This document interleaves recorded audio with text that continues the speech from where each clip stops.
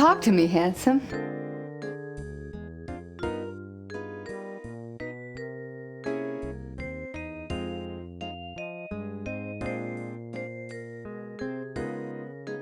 Look, I don't discuss that name, and neither should you, if you want to keep breathing.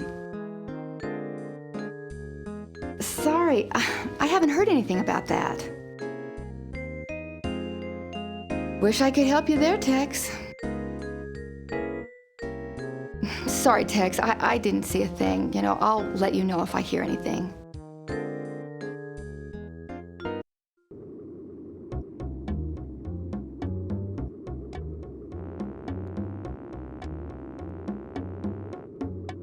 What else can I help you with, Murphy?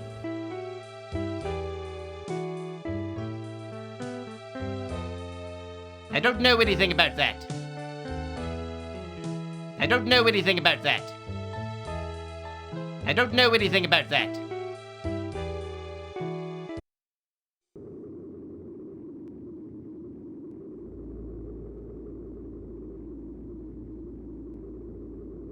Ask away.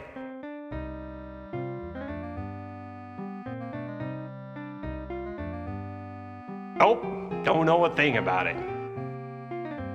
Sorry, can't help you with that. Wish I could help.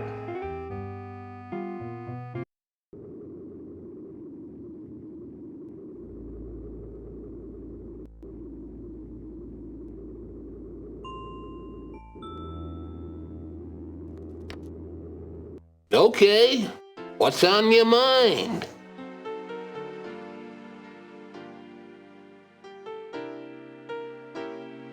Sorry, Mife. Can't help you there.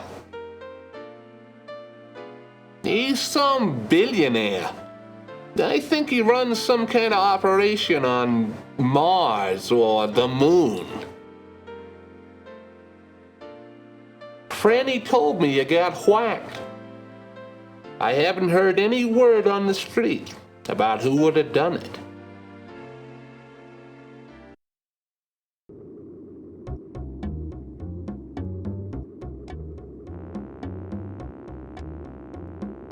Oh, Tex, why can't all the men be like you?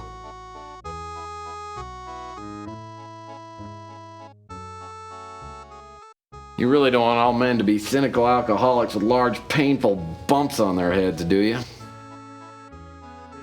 Oh, you poor dear. They hit you pretty hard, didn't they?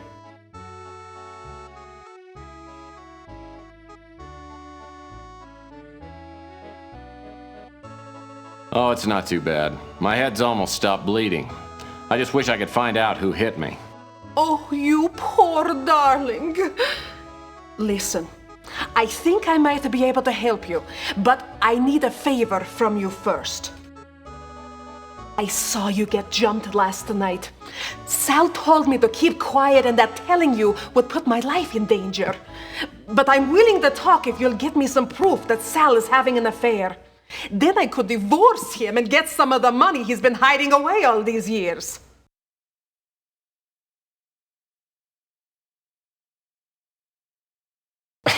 What danger could you be in by talking to me?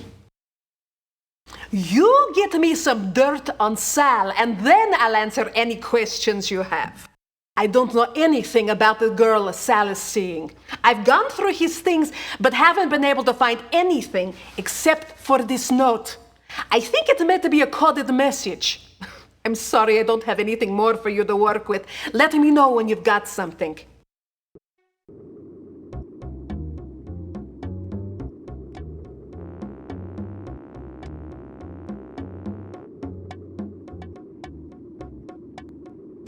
What can I get you?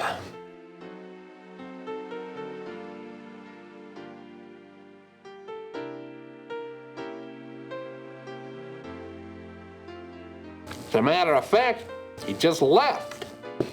You'd probably be interested to know that he tore up a note and left it in the trash. Louis tells me he just took the garbage and dumped it in the trash can just outside the Bruin stew.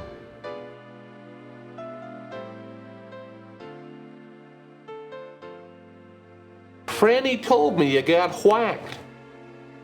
I haven't heard any word on the street about who would have done it.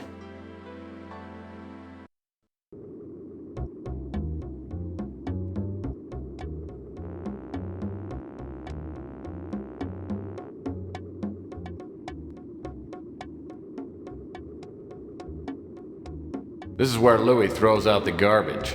Street people come from miles around to sample Louis's award-winning leftovers. These must be the note scraps Louis told me about.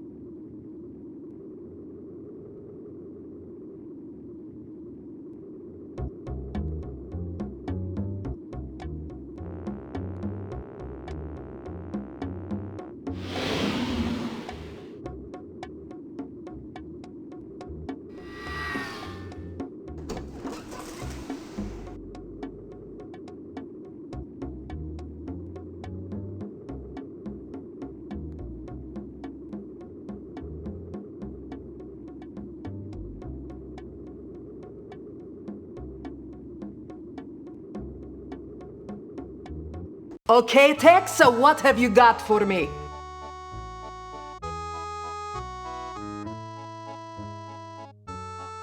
That's not evidence!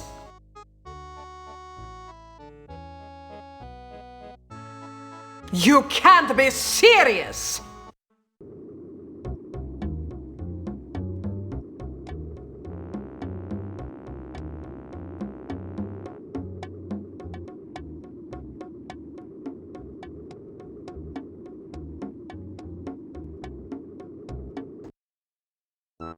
This guy comes up to me and says he don't like you hanging around here. So he gives me a bunch of money and says he'll pay me more if I keep you out of here until he goes away. Ardo's not gonna let me into those rooms at the hotel, but I've got that Inspector Burns costume. Maybe I'll try it on him next time I go in.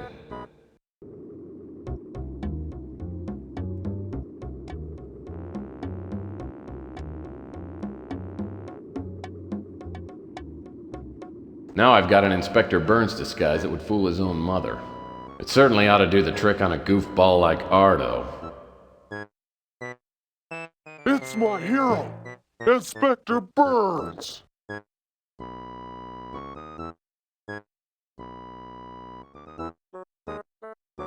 Hello, Fire Safety Ranger Ardo. I've come to inspect your fine hotel for fire safety. Oh boy, this is a dream come true! Ready for inspection, sir!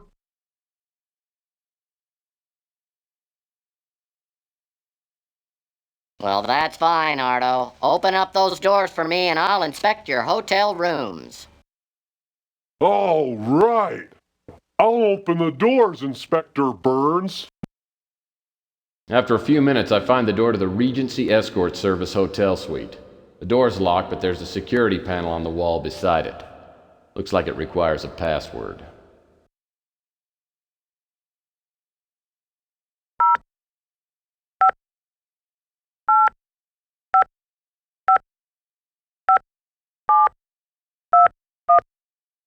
So this is the Regency Escort Service Love Suite. Now that I'm in, I'll need to find something to prove that Sal's been a frequent customer.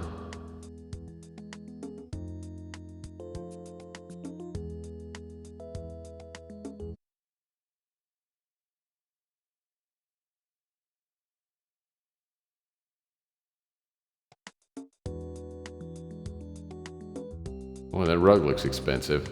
Judging by the stains, I'd guess things occasionally get out of hand around here. Nice chandelier. The escort service spared no expense. These are the bedroom doors. Those chairs look pretty comfy.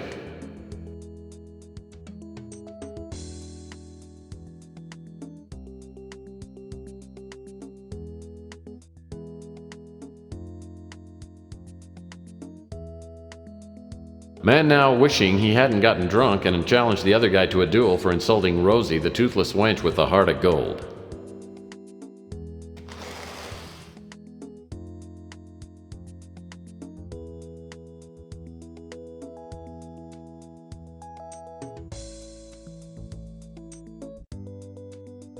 A book about the history of the Golden Gate Hotel. Looks fascinating. These doors lead out of the suite. The air vents keep the room right at room temperature. That's a great looking table. Nice cathedral.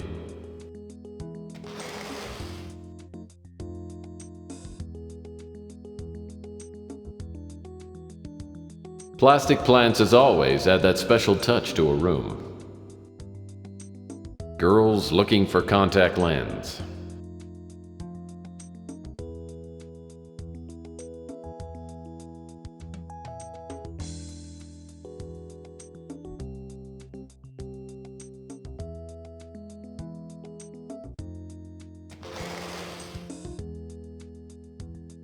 Handsome columns. Looks like they're made out of marble.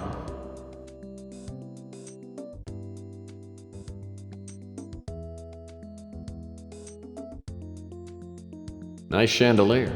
The escort service spared no expense.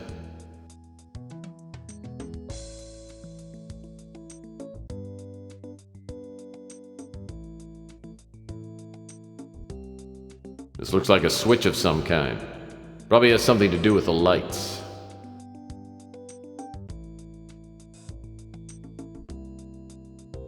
This appears to be a very poor copy of Monet's Drowning Frogs.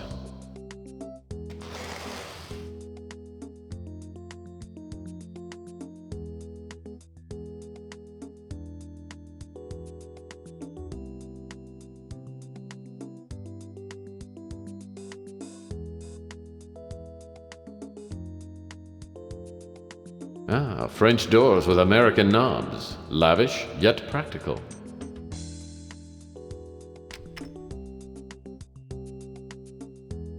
Handsome columns. Looks like they're made out of marble.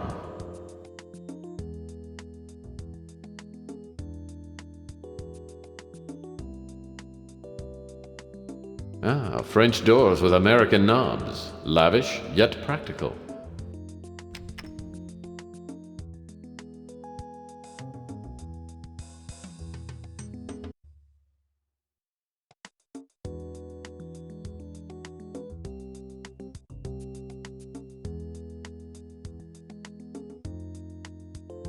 A piece of sheet music. Let's see. Lucido L'Amour.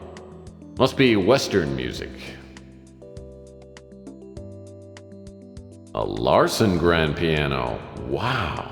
That's even better than a Stoffway. Good evening, ladies and charms. I'm your entertainer tonight, Mr. Franco Spinoza. I'm going to be playing some songs that I know you'll love. Listen to this one. Hard and cold, it's what it does to me. Hot and cold, the shower sprays on me. La la, hey, la la la, to hell with it.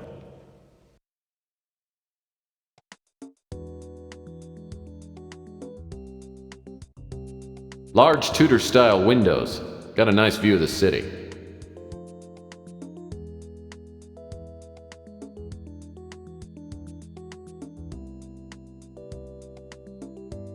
Oh, a Passion's Breath room deodorizer.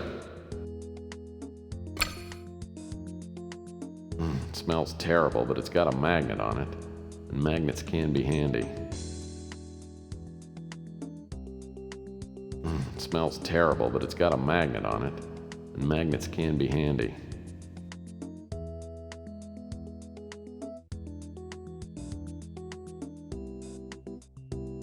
Plastic plants, as always, add that special touch to a room.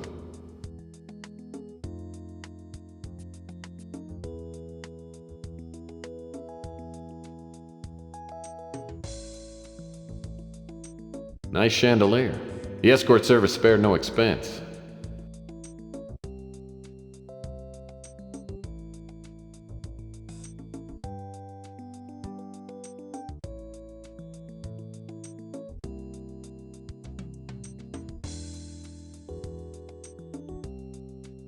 Large Tudor-style windows. Got a nice view of the city.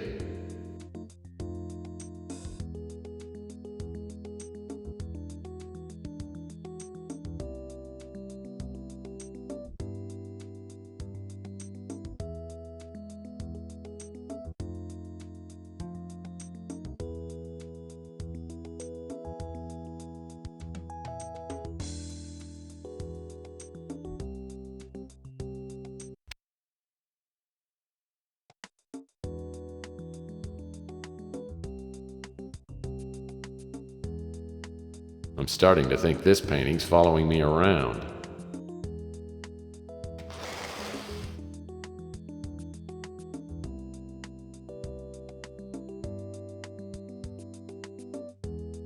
Those chairs look pretty comfy.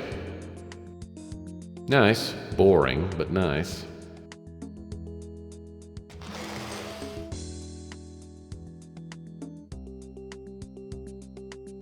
This must be titled Mishap on the High Seas.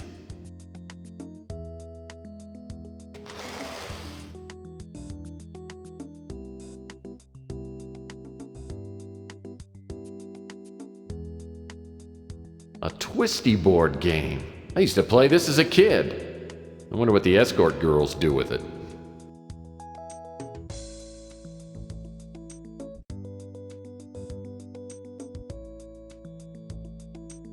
Looks like a piece of bright, shiny foil. Must be from a bottle of champagne.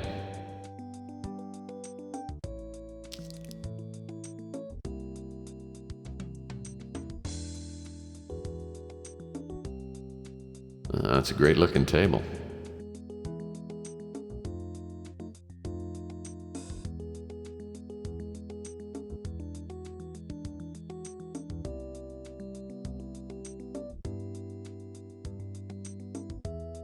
I'd call this one Two Girls Bothered by Ants on a Picnic.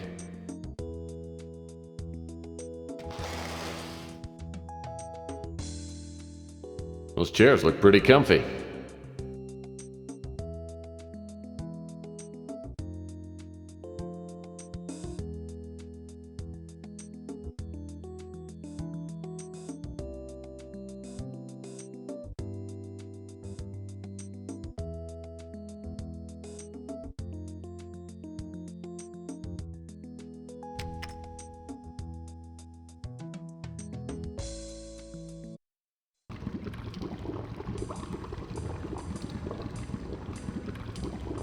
Looks like someone left their shorts in the hot tub.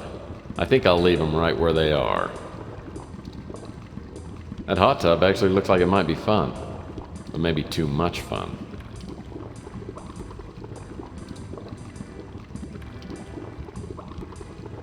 The handrail looks plenty sturdy and functional.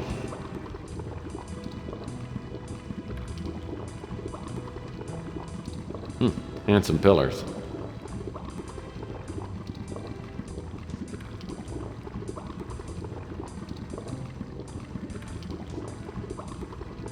These must be the famous hanging gardens of Golden Gate, Babylon.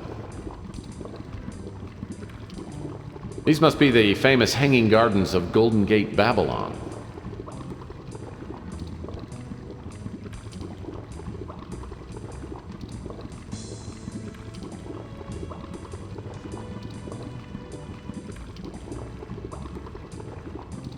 Oh, there's nothing like a fluffy, downy-scented towel. You try scrubbing it out, and you try soaking it out, but Sal's still got that ring around the collar. Oh, yuck. The towel smelled like mildew and fine hops.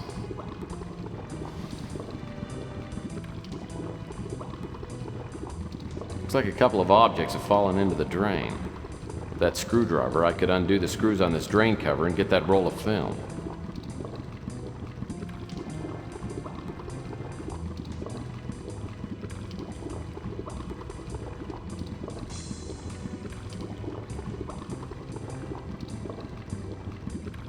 Looks like a couple of objects have fallen into the drain. With that screwdriver, I could undo the screws on this drain cover and get that roll of film.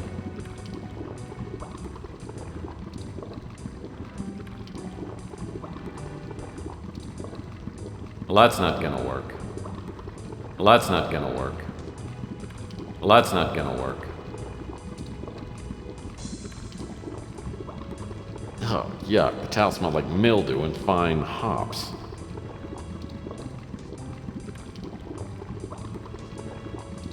Looks like a couple of objects have fallen into the drain.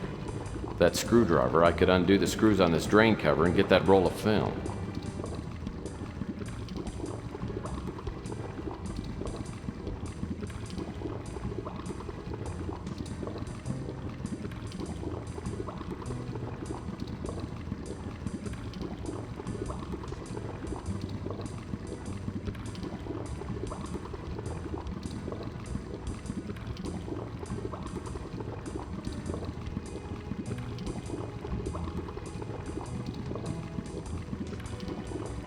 Plastic plants, as always, add that special touch to a room. Beer cans. Oh, they're empty.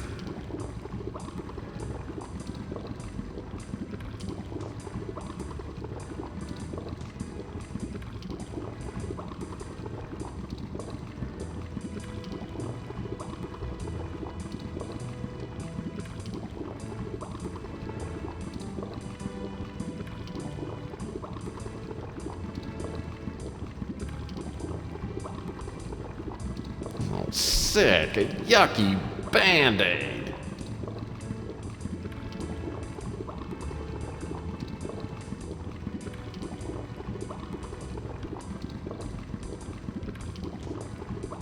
Well, I guess one of the escort girls left her bikini top.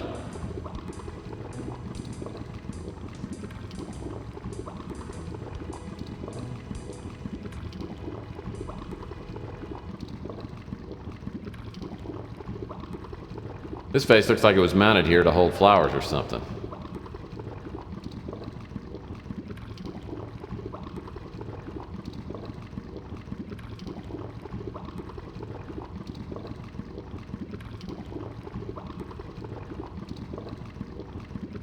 Someone's dropped a cork into this mounted vase. The opening's too narrow to get my hand in. I'd break it, but it looks like it's made out of saranite, that new unbreakable plastic. The cork looks like a typical champagne cork with some wire mesh on it. Wire mesh.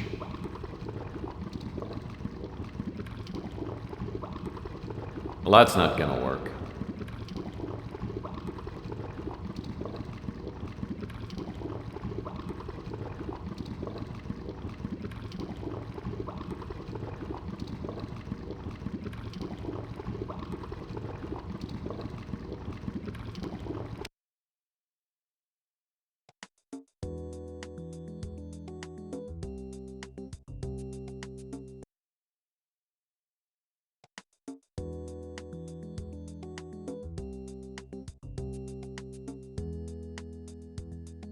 Frilly panties. I hope they aren't Sal's.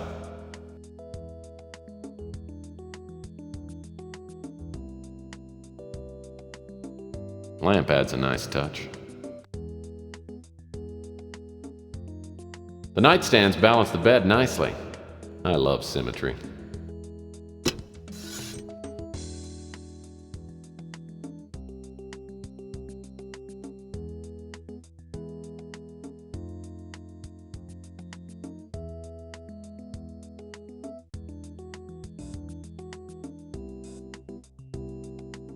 The nightstands balance the bed nicely. I love symmetry.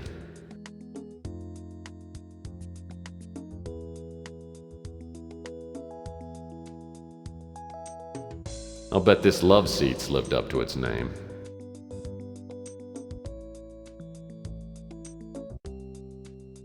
I don't think I ought to open that credenza. It might be full of Sal's underwear.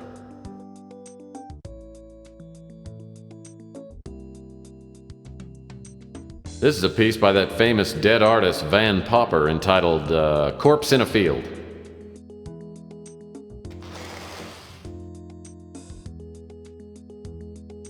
Which one's cheating? Look closely.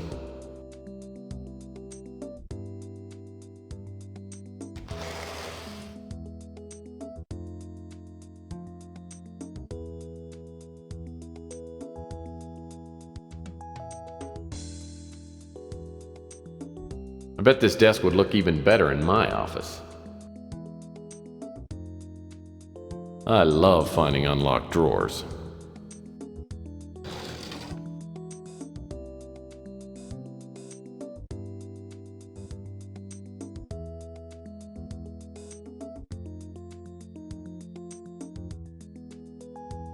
A camera. Too bad there's no film in it. There's no dust on it, though. Must have been used recently.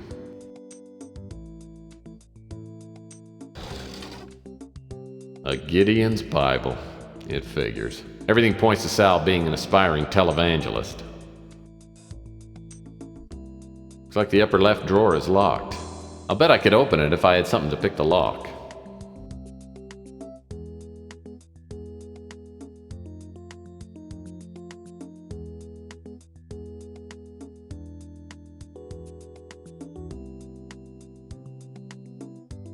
I bet this desk would look even better in my office.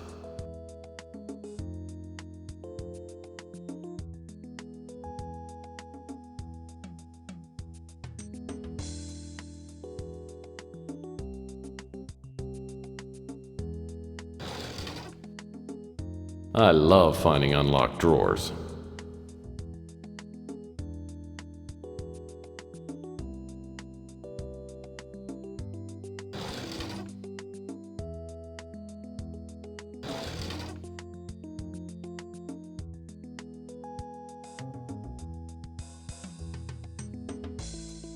12 cents. Some people would take this change, but not me. Cash maybe, but not change.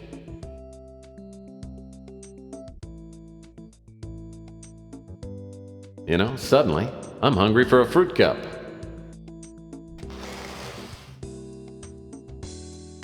My Uncle Stan used to wear a tie with that same pattern on it.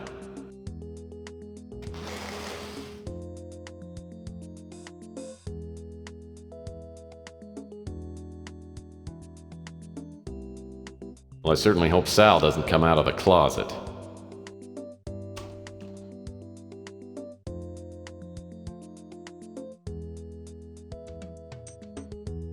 Champagne glasses end up in the weirdest places.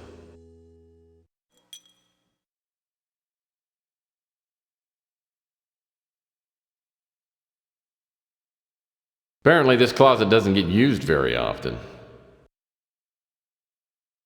Hopefully this isn't Sal's negligee. The color's all wrong for him.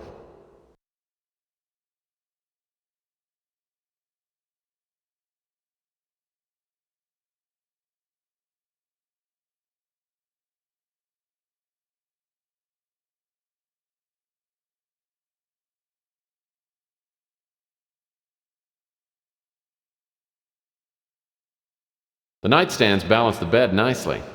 I love symmetry.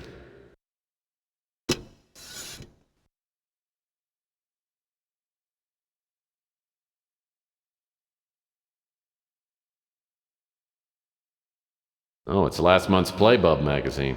Looks like it's stuck inside the drawer.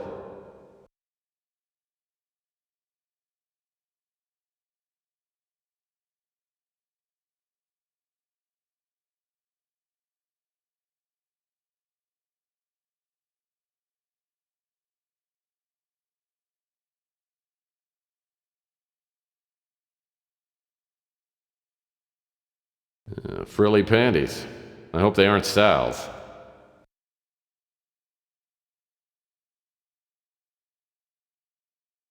The bed looks deluxe, firm, but not too firm. Looks like a nice vacation spot.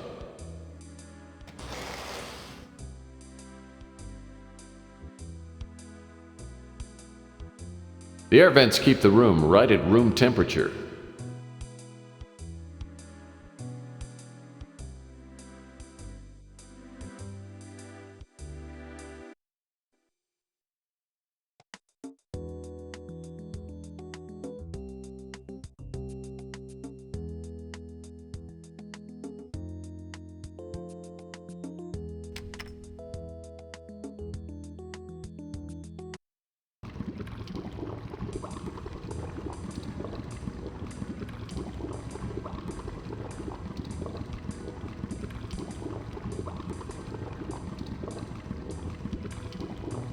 Even chlorinated water looks better in a champagne glass.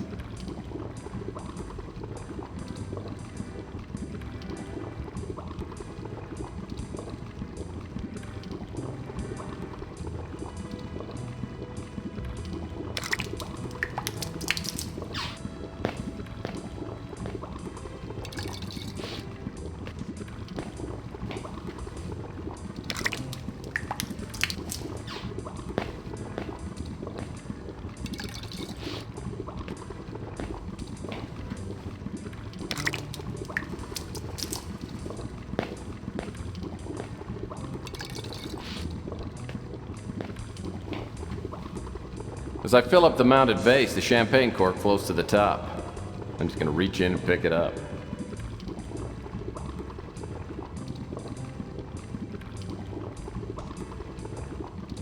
If I can just get this piece of wire. There we go.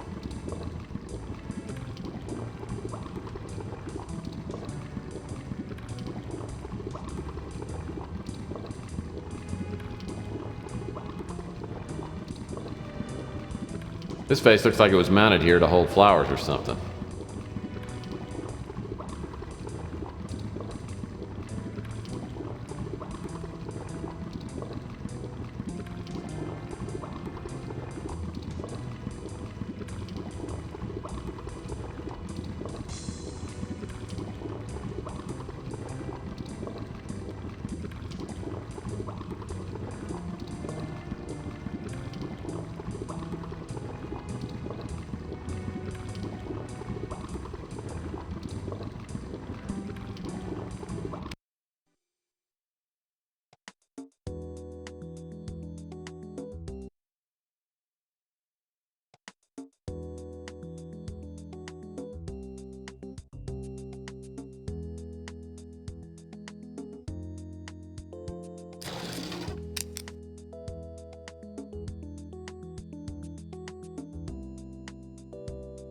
It's a shoelace.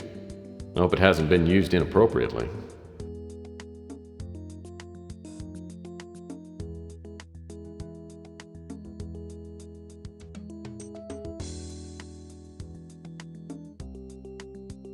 I love finding unlocked drawers.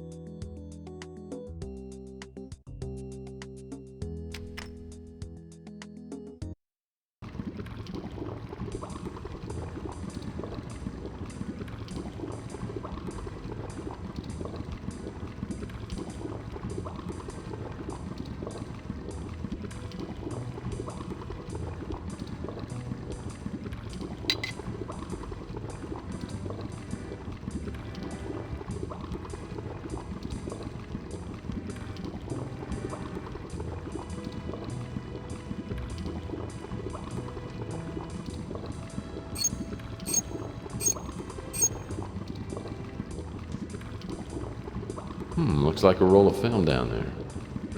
I believe it's a roll of nutty pictures.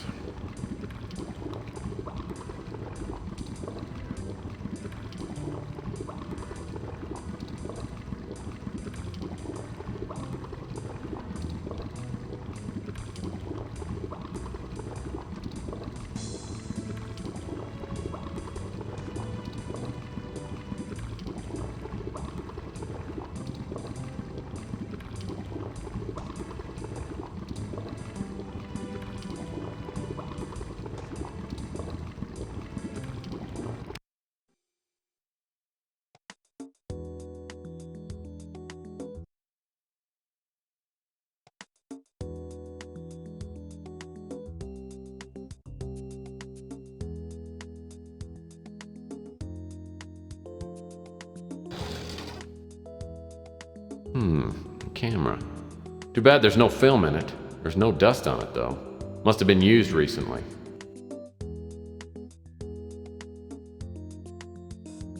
Well, that's not gonna work.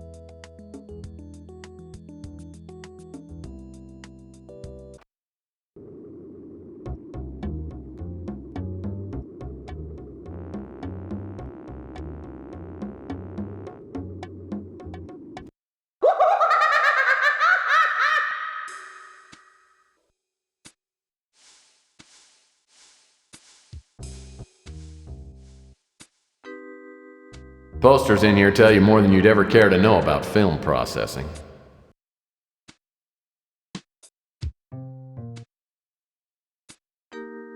Well, that's not gonna work.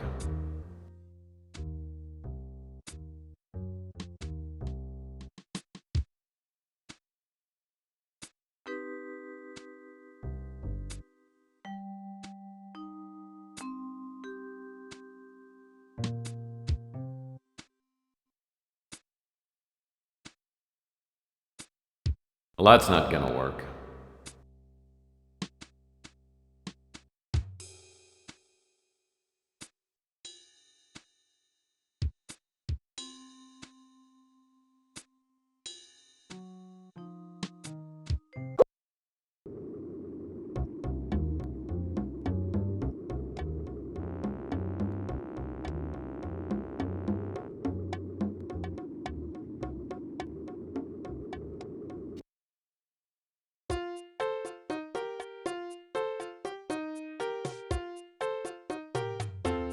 Oh, it's the Photomatic Plus Film Developing Kit. How convenient.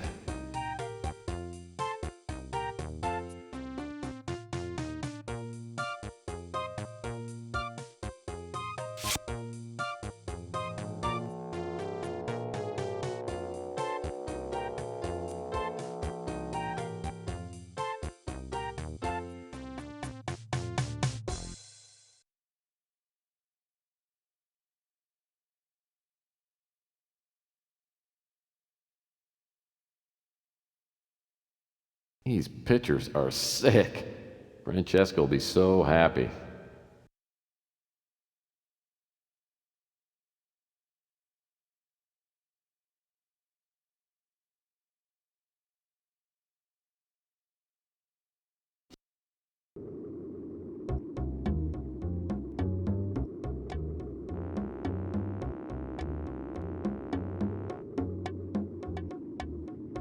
Listen, unless you've got some dope on Sal and his floozy, this conversation is over.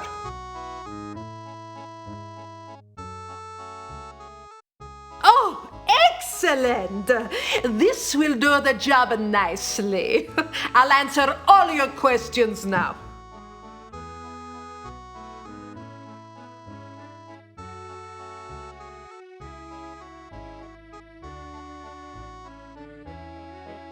I was up late, having some espresso, then I saw you get jumped. The guy who hit you was real small, maybe a 5'6", 130 pounds. I didn't see his face. He took your package you were carrying, then ran off. It looked like a professional hit, but he wasn't trying to kill you. Believe me, if he wanted to, he could have. After the first guy took off, I saw another guy come running down from your office. He bent over you and went through your coat. Then he ran off too. I recognized the second guy. He was a mutant named Pug. In fact, I remember seeing him hanging around your office for the past few days. Anyway, I went over to make sure you were okay. Sal showed up a few minutes later and I made him carry you up to your office. That's all I know. Pug is ugly as sin and smells like he sleeps in a latrine. On and off for the past week or so, I've seen him keeping an eye on your office.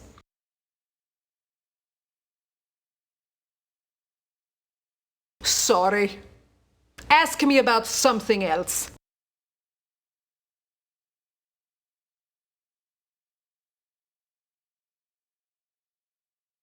Me and Sal got married too young, and it's been up and down ever since. I've had enough of his drinking and the womanizing, and I divorce him in a second, but he's got a couple of buddies who are top lawyers.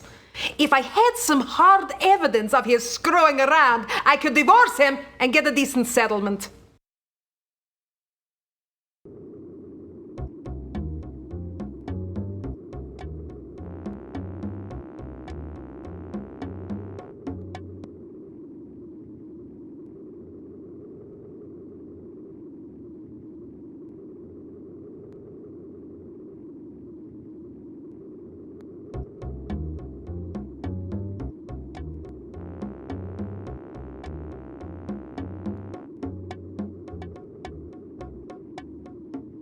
What's going on, Tex?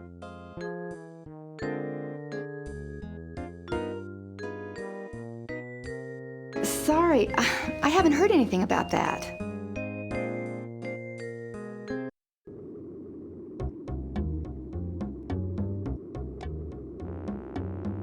What now, Murphy?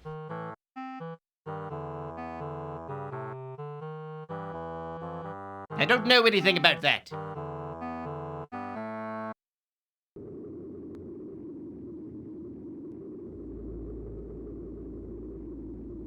Ask away. Nope, don't know a thing about it.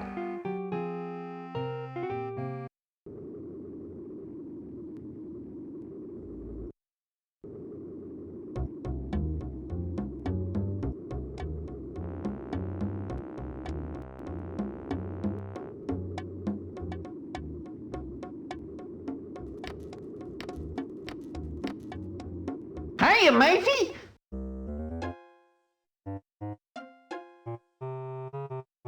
Pug and I used to hang out sometimes, but I haven't seen him for a while.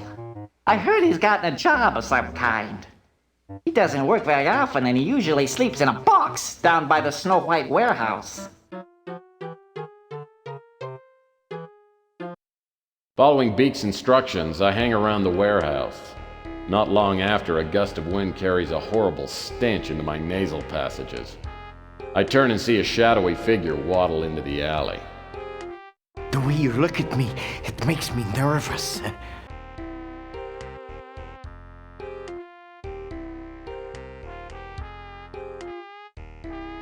Oh, don't get me wrong, Pug. I'm here for a friendly chat. You mean you're not there to hurt me?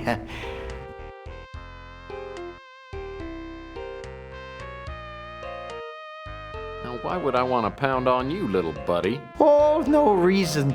I guess I thought you were someone else. I must be going now.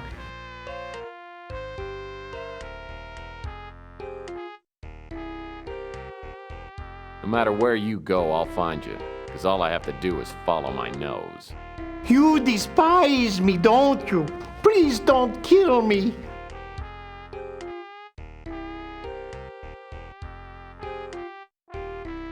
Give me my wallet and I promise I won't hurt you. At least not very much. Why are you treating me like I'm some kind of criminal?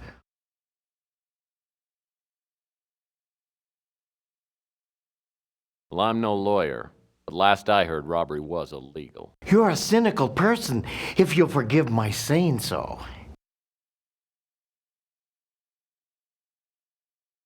Okay, I forgive you.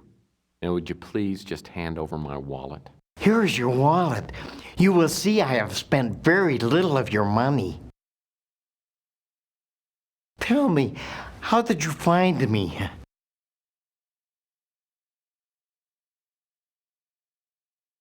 Well, you're pretty sneaky, but someone saw you rob me. They also said you were tailing me. I was hired to follow you. I provide people with information through ways of my own.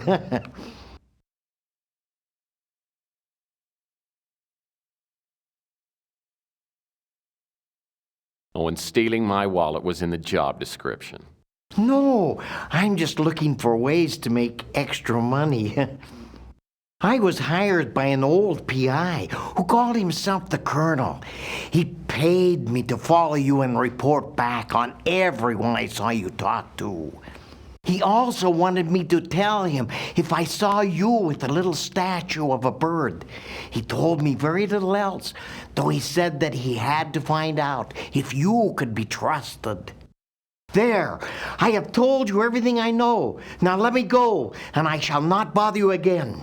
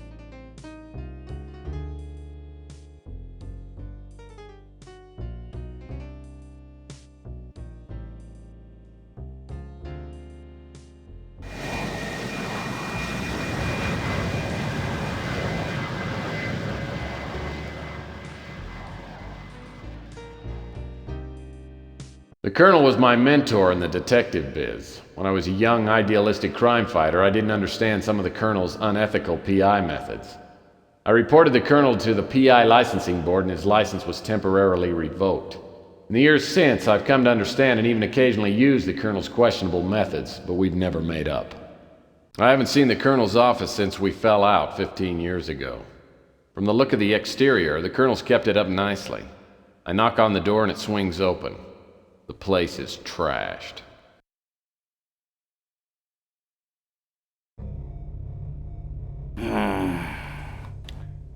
Oh, I guess I'm gonna have to put off that trip to the Caribbean. Maybe permanently. My God, what happened? Who did this to you? The Chameleon. He's some kind of shapeshifter. I swear he's the devil himself. What did he want? Why did he attack you? Oh, he thought I had it. When he found out I didn't, he tried to torture me into telling him where it was. Yeah, he got impatient, stuck a knife in my chest. I must have passed out. I didn't get enough sleep last night. Well, What was he looking for? the winter chip. The cult wants it. They're planning a doomsday party. They're afraid whoever's got the chip might stop them. You're gonna have to find it and get it to Capricorn. Yeah, they know what to do with it. But I don't know where to look. You gotta give me some help. There's no time. There's a disc by the bookcase. It's got information on the winter chip. Don't fail me, Tex. I hope to God you've learned something after all these years. I fly the colonel to the hospital and the attendants rush him into surgery, but won't tell me what his chances are. I know I should go and search the colonel's office for the disc he referred to, but I'm having a hard time keeping my eyelids popped open. I decide to go back to my office for a couple of hours of shut-eye. As I open the door, I catch a whiff of expensive perfume, then feel my jaw slam into a brick wall. When my vision clears, I'm seated across from a beautiful Oriental woman with matching goons on either side of me. Good evening, Mr. Murphy.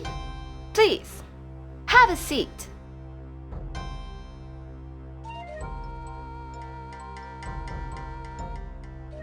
Well, who the hell are you and what are you doing in my office? You are either braver or more foolish than I thought. No one talks to Eddie Ching like that.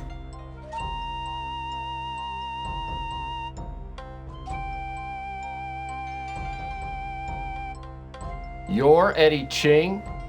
Sorry, I didn't realize who you were. I like that tone of voice. Now sit down quietly and listen to me.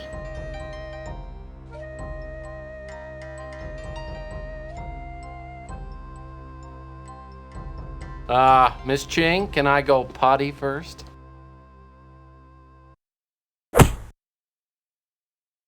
Don't try my patience, Mr. Murphy. I have learned that you were hired to steal a statuette from my apartment. I admire the skill you display in doing so, but I must now ask you to return the bird to me.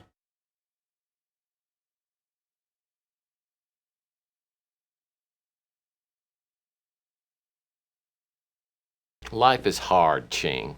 I was hired to return the statuette to its rightful owner. Unfortunately, someone stole it from me before I could return it to her. It's gone? You imbecile! Have you no idea what you've done? You were set up. The person who hired you belongs to a group so powerful, they may hold the fate of the world in their hands. The statuette is worthless, except to this cult. And I went to great lengths to keep it from them. And all it took was one idiotic PI to give these fanatics the talisman they need to loose the demons of hell upon the earth.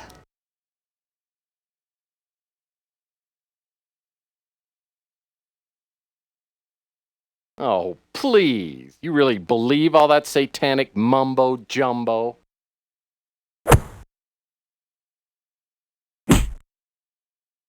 You obviously don't understand what I'm saying. With the statuette, the cult will fulfill its prophecies, unleashing an unimaginable flood of destruction. The prophecy is supposed to be fulfilled in 6 days.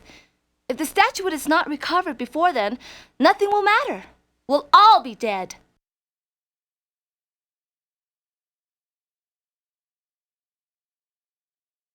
You seem to know a lot about this cult and were able to get the statuette in the first place. Why don't you send some of your goons out and clear up the problem? The cult knows about me. They tried several times to steal the statuette once they learned I had it. They will not allow me or my operatives to obstruct their plans. You, however, they do not consider to be a threat. The cult is behind the crusade for genetic purity. I don't know any more than what I've told you, except for the identity of the man who set you up. He is known as the Chameleon. If you can find him, you will be within reach of the statuette. You should realize that your blunder makes you responsible for 10 billion lives. Hope for your own sake that you can succeed where more powerful people cannot. Let this be a reminder to you not to repeat your mistakes. If you fail, I will see you in hell.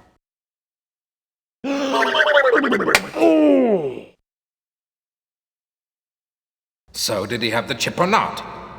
I never found out. My usual methods of persuasion weren't working, so I had to get a little more forceful. Next thing I know, his lights go out. I think I killed him. Dead men don't help us. We've got to find out about that chip. If the Colonel didn't have the chip, then he probably sent it to Murphy. Stick around and keep tabs on him until the last second. But don't kill him. If the chip doesn't show up, make sure Murphy doesn't blunder into our path. If you find the chip, destroy it. Then you can do what you want with Murphy.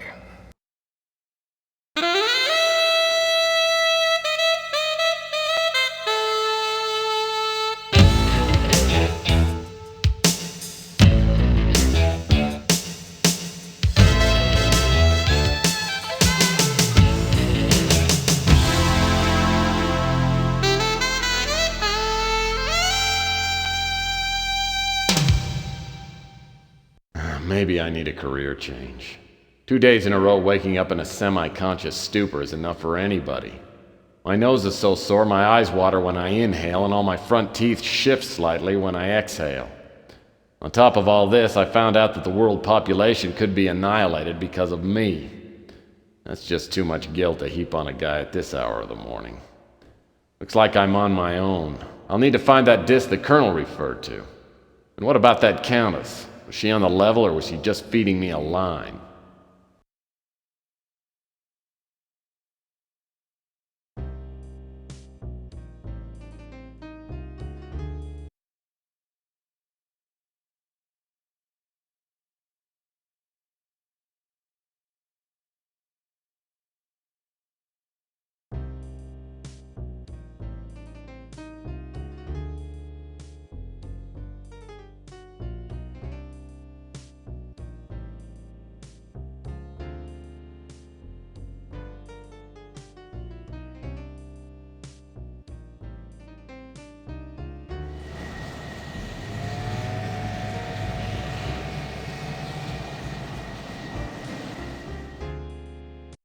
Okay, there's something wrong with this picture. When I was here before, the place looked like a palace. Now it looks like the aftermath of an IRS auction. Somebody wanted me to believe the person I talked to was a real Countess. Now I can see I've been played for a sucker. But who set me up and why?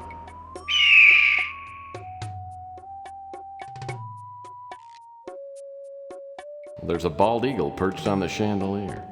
Man. Now that the animal rights lobby is huge, bald eagles are everywhere. They're worse than pigeons. The front door was open when I got here. The eagle must have flown in. Looks like it's got a bright cigarette case in its claws. I've heard that eagles are attracted to shiny objects.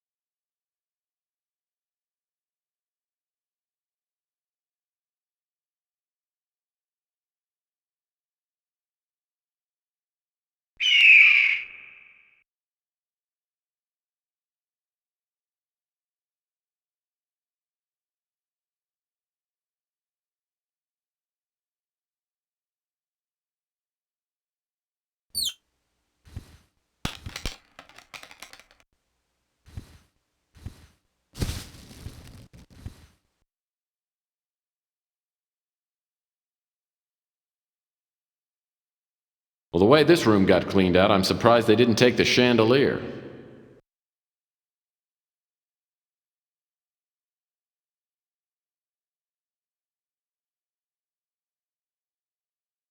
Looks like the obituary section of yesterday's Standard Examiner.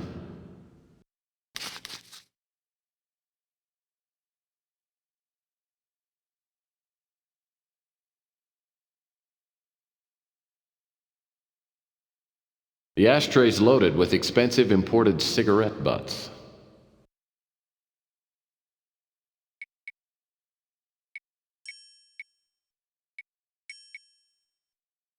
Looks like the obituary section of yesterday's Standard Examiner.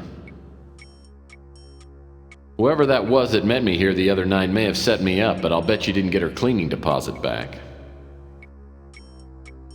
Whoever that was that met me here the other night may have set me up, but I'll bet you didn't get her cleaning deposit back. Whoever that was that met me here the other night may have set me up, but I'll bet you... Looks like an expensive cigarette case. There's only one cigarette left in the case. Maybe I'll keep it around for a smoking emergency.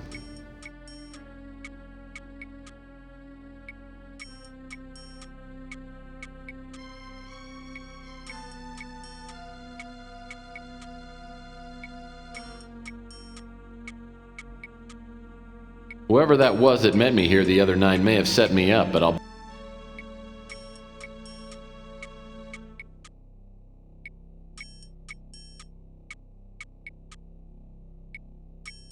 And some pillars. These doors may have opened at one time, but they appear to be permanently sealed shut.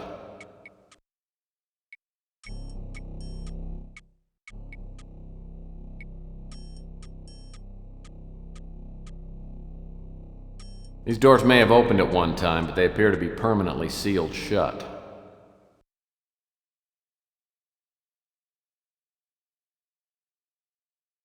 This table must have come with a room.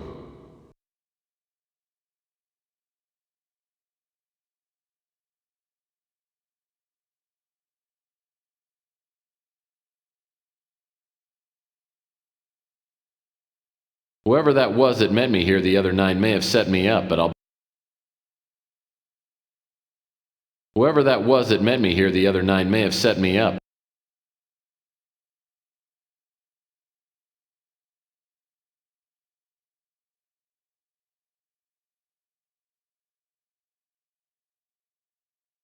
Only the most callous criminal would be so careless with plant life.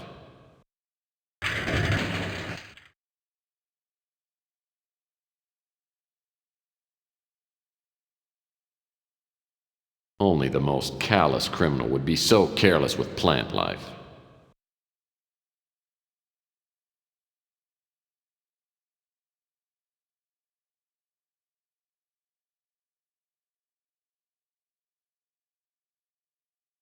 Searching through that fireplace could be a real pain in the ash.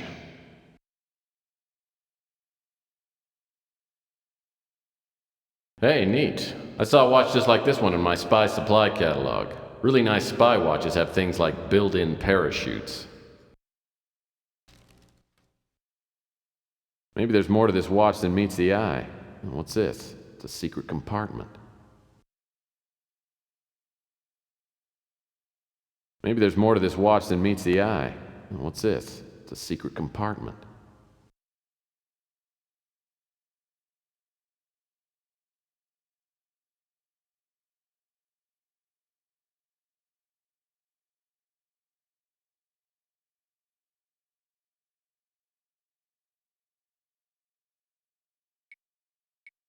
As trash cans go, this is a nice one.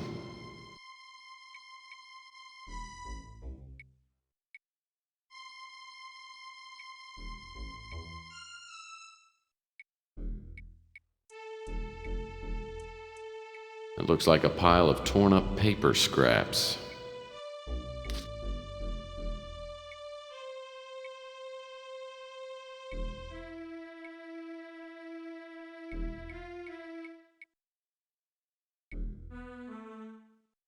Whoever that was that met me here the other night may have set me up, but I'll...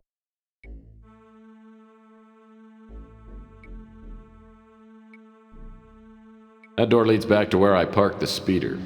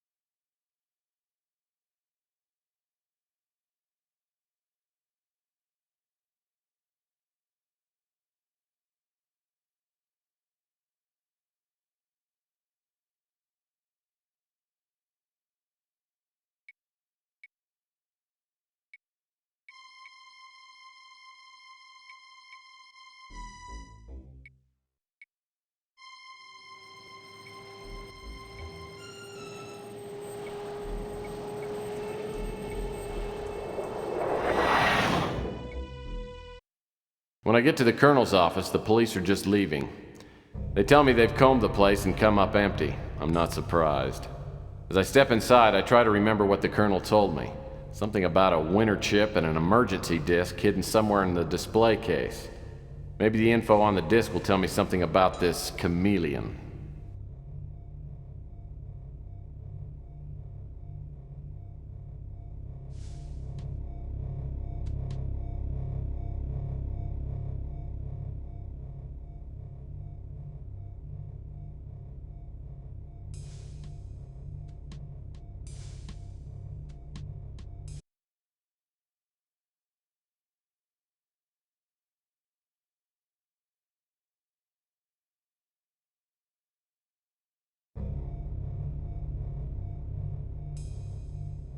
Chairs are a little too nice for my taste. I'm sure the Chameleon went through this stuff and picked up anything important. Colonel always did have the nicest desk in the business.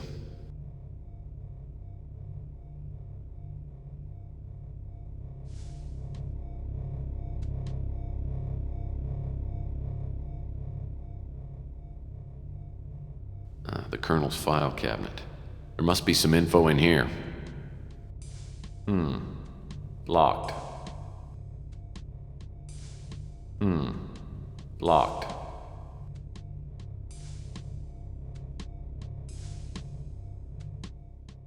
Sailing is one of the Colonel's two obsessions.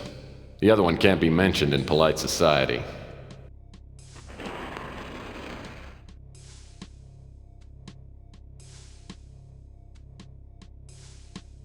Oh. The Colonel keeps this picture hung up so people will assume that he was in the Air Force. Actually, he was in the Coast Guard's elite volleyball unit. It's like a wall safe to me. Maybe that emergency disc the Colonel told me about will help get the safe open.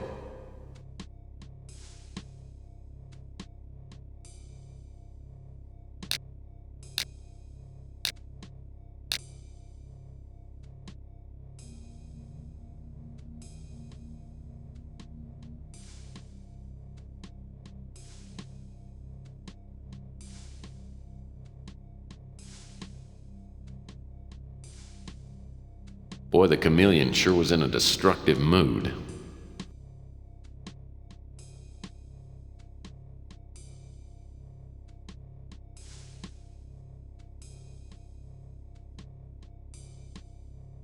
This display cabinet must contain all the Colonel's favorite mementos. Wonder what he did with his ceramic mushrooms and pink flamingo bird baths I gave him.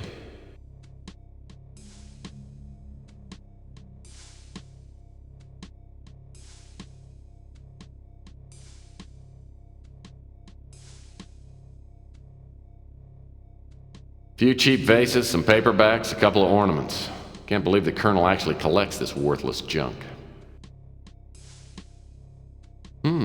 Nice rice steamer, a barometer, a few books. Nothing interesting.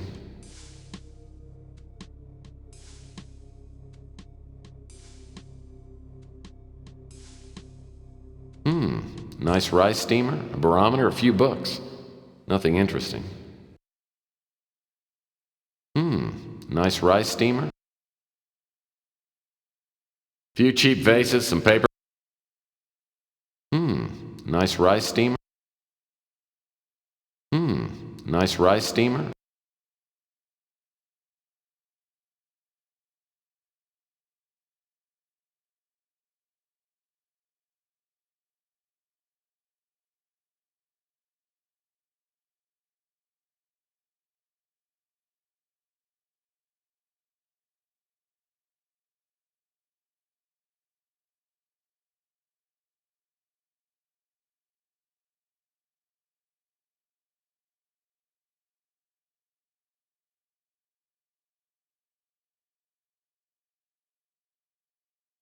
Oh, nice brown pot.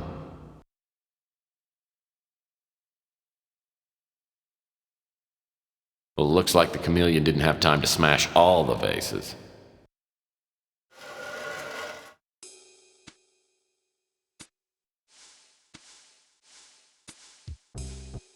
This must be the disc the Colonel mentioned. Maybe I can run it on his computer.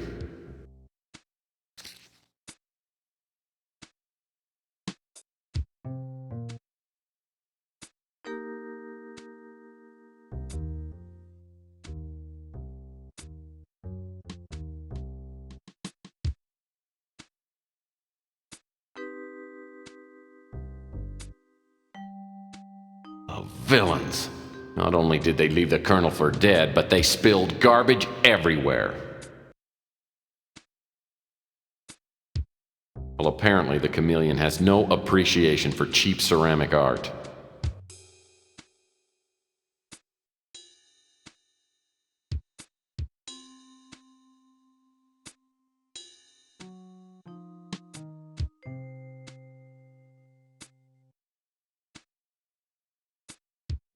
Oh, villains.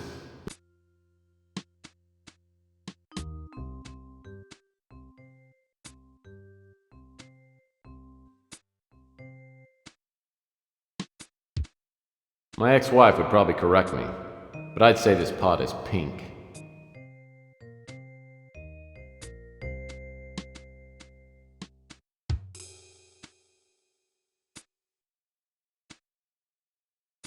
A deluxe hydro dispenser, and I thought my water cooler was nice.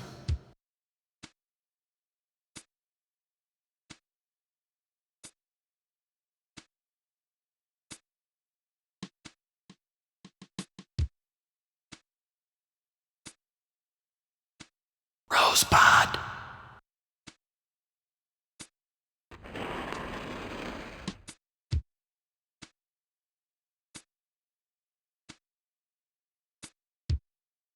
The view outside these windows is breathtaking.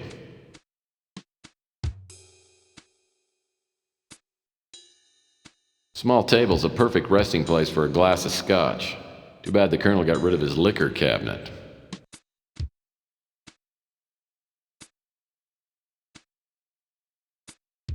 Small table's a perfect resting place for a glass of scotch. Too bad the Colonel got rid of his liquor cabinet.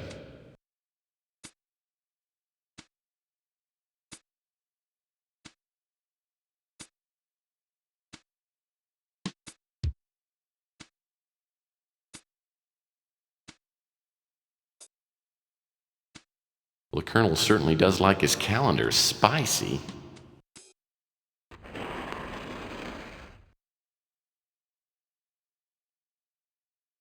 Well, the Colonel certainly does like his calendar spicy.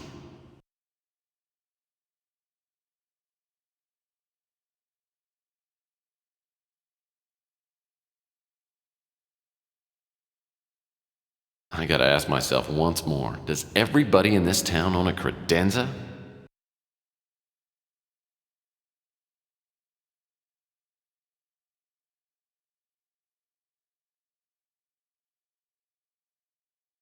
Whoa, nice bow.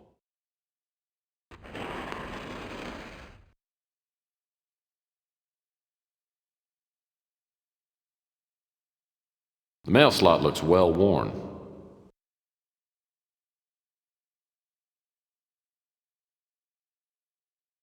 The mail slot looks well worn. This door leads outside.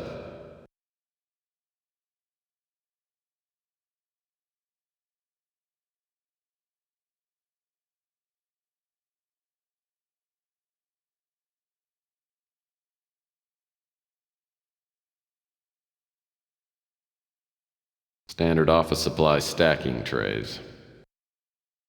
This must be one of those Flintstone spare rib desks. Nice computer. Looks like it's all hooked up. Nothing's coming up. I'll need to load up a disk before I get any information off this computer.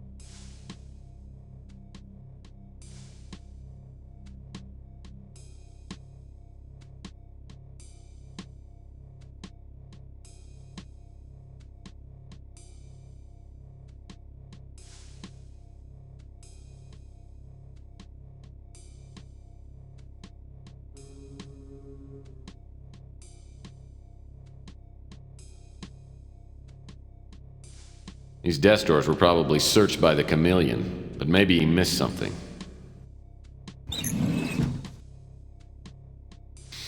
My PI instincts and keen sense of smell tell me that this envelope was sent by a woman of some kind.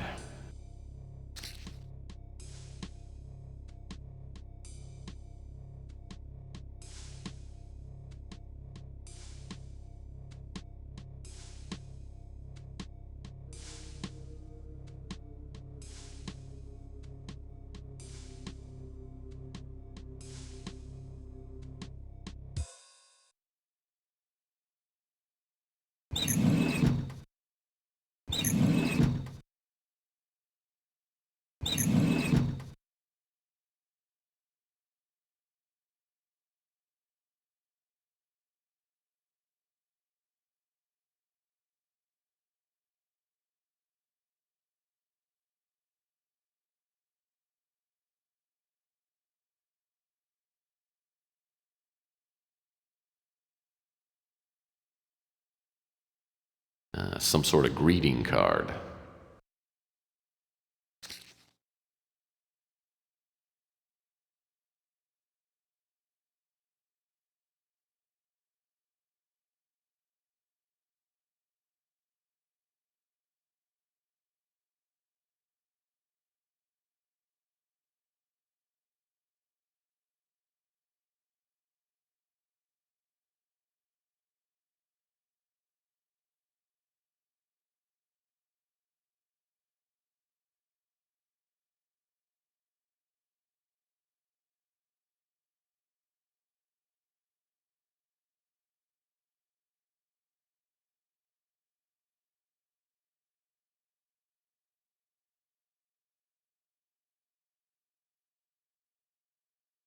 These desk drawers were probably searched by the Chameleon, but maybe he missed something.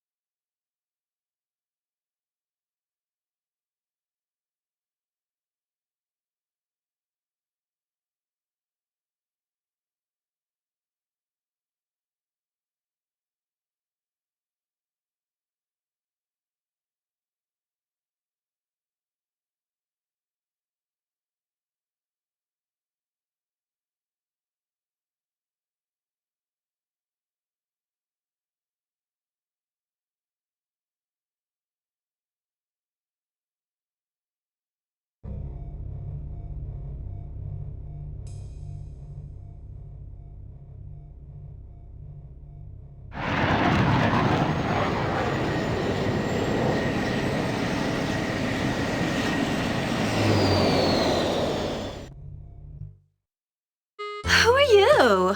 What do you want?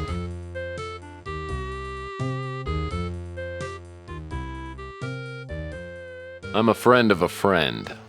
Look, if you're looking for a date, I don't do that anymore. I have a boyfriend, and I'm expecting him any minute.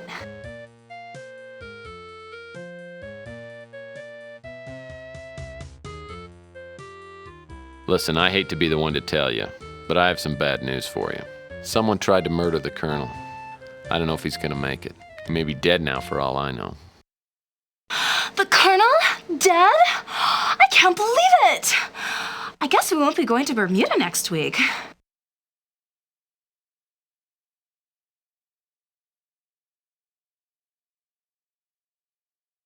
I know this must be quite a shock, but I'm trying to find out who wanted him dead, and I could really use your help. Hold on a second. How do I know that you didn't, kill the Colonel? Well, he's not dead yet.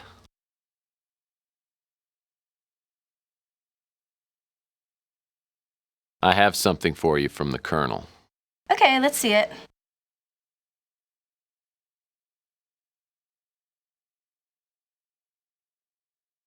There wasn't any money in it? Okay, I guess I can answer a few questions.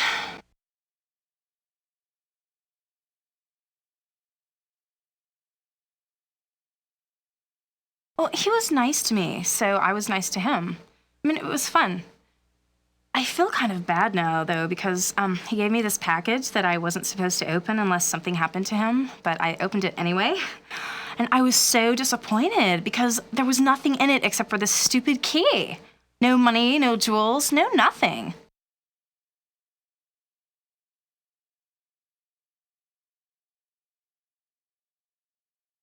Sure, I guess you can take it. I don't even know where I'd use it.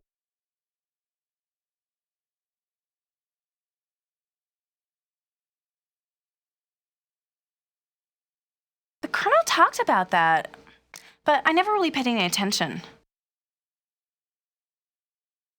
I'd like to help you, but I can't.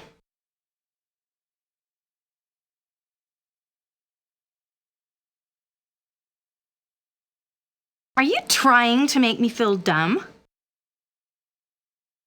I don't know about that. I'd like to help you, but I can't. Chameleon? Oh, I feel so stupid. The Colonel mentioned that name a couple of times, but I thought he was saying he was getting close to getting his hands on like a million.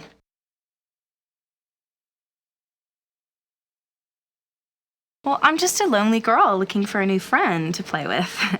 You might be fun, but you don't look like you have very much money.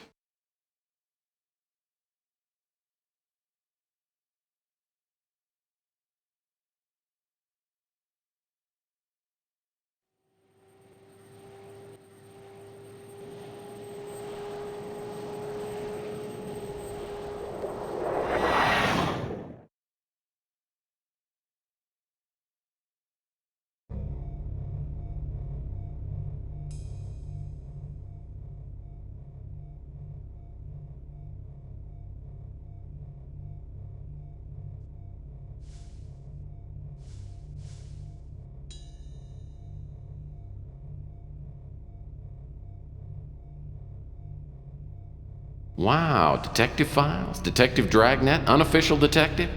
I've never figured out the Colonel's tendency toward tawdry smut. A small return receipt from UPEX. Apparently the Colonel sent something recently.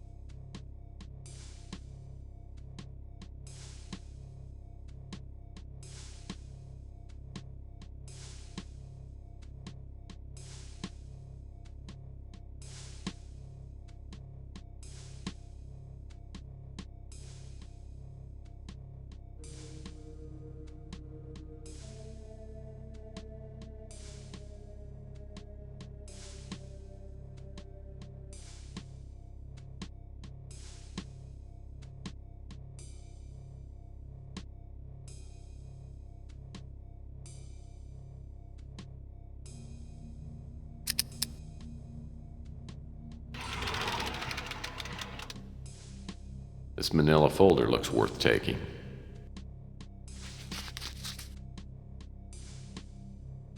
These documents are all in code. Hopefully the Colonel's got some sort of decoding manual around here.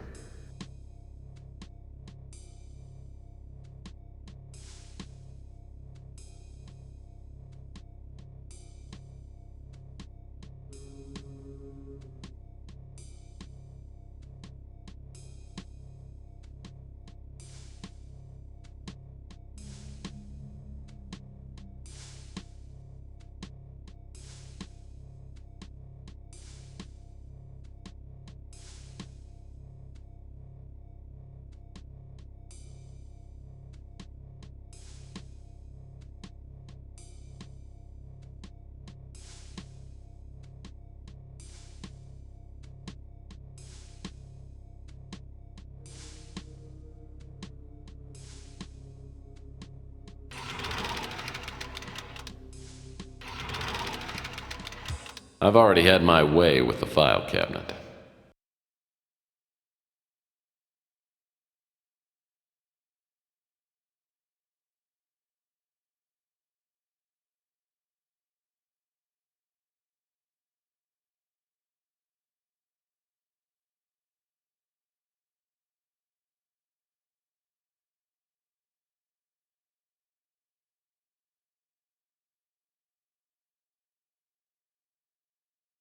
Well, the Colonel certainly does like his calendar spicy.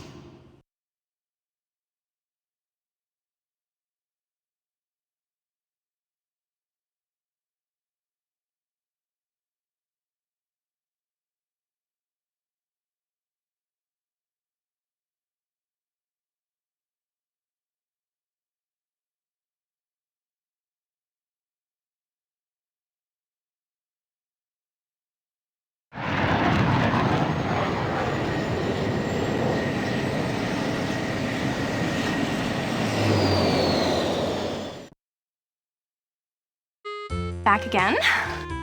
You know, I've been thinking, I think we could, like, be friends. You know, I think you should stick around and talk to me for a while, because, I don't want to be lonely.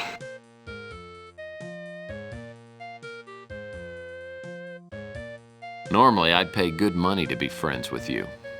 But right now, I just need to ask you something. Okay, but remember me the next time you got something burning a hole in your pocket. Cash, I mean.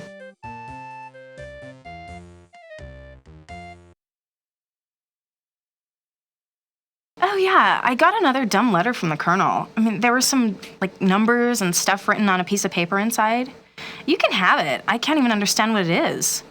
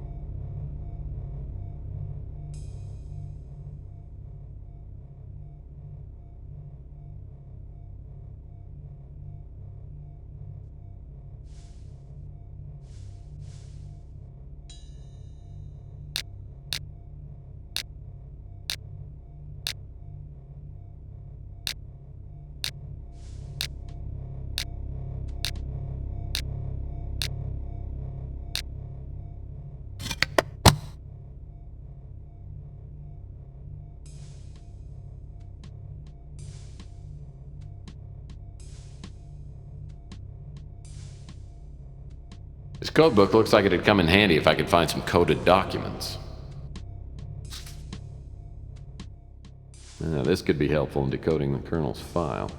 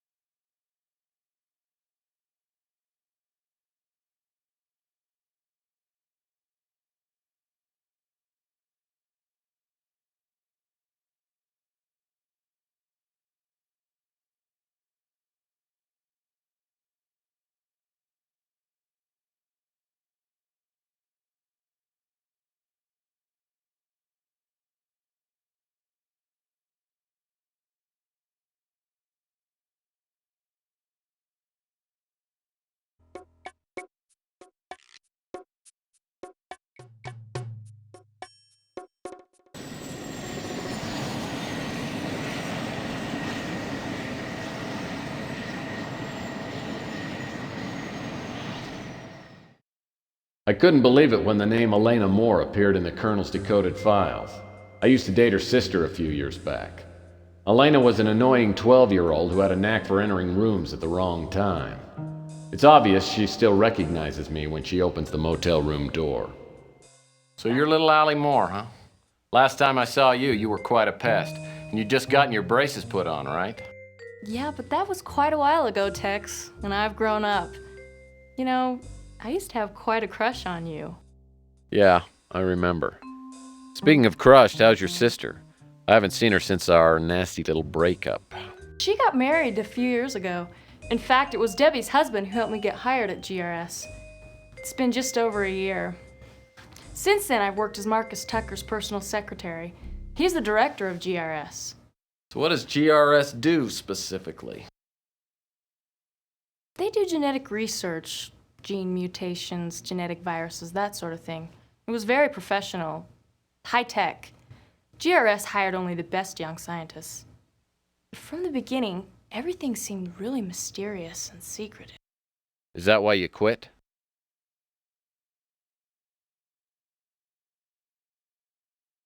I didn't leave until I started receiving the threatening notes. At first I didn't take them seriously, but they kept coming. I decided to get away and use my vacation time, but when I got back, someone had gone through my apartment. That's when I checked into this motel. How did the Colonel find you? I don't know. He just appeared here one day. It took him a while to convince me that I could trust him. But now, for all I know, he's dead. I'm scared, Tex. Really scared. Look, I'll do what I can to help you, but I need to know everything.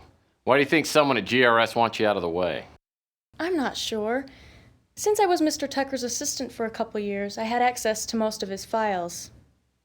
Maybe someone thinks I saw something I shouldn't have.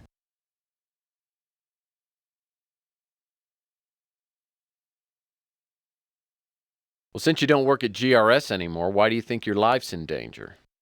The last day I came to work, I got a note that said my life was in immediate danger. When I saw that someone had broken into my apartment, I knew that I wouldn't be safe anywhere. Sounds like my next move ought to be to GRS. Can you help me get in? Yes, I still have a passkey to the main doors. You can take it, but please be careful. GRS has a 24-hour security watch. With the Colonel in the hospital, I have no one to turn to. I don't know if I should, but I'm going to trust you. I tell Alaynah to sit tight and wait for me till I get back. I also warn her to keep the door locked and not open it for anyone except me. Alaynah obviously doesn't know anything more than what she's told me. She's given me the break I need, though, a passkey to GRS. Like the Colonel, I have a feeling that GRS will provide a few answers.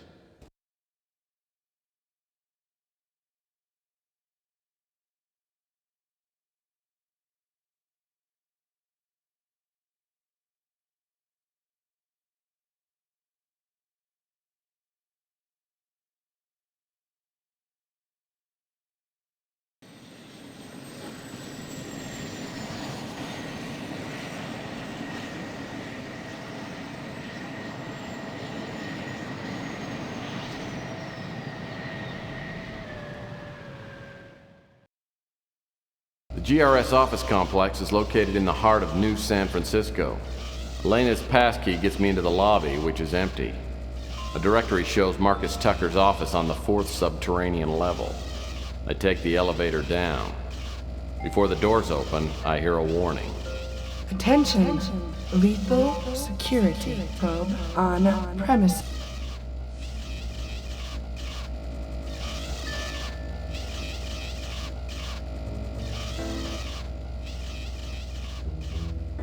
The Supervisor's office seems like a super place to look for information.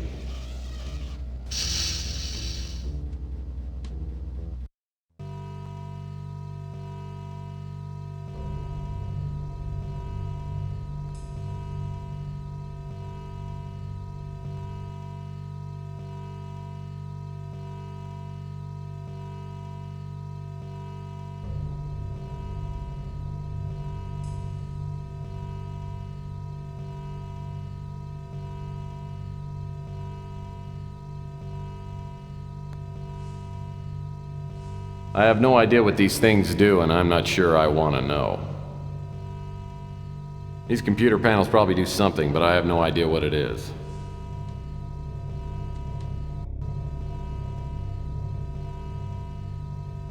This type of safe requires a 6-digit code to open. If the people who worked here are anything like me, they would have written the code somewhere in case they forgot it.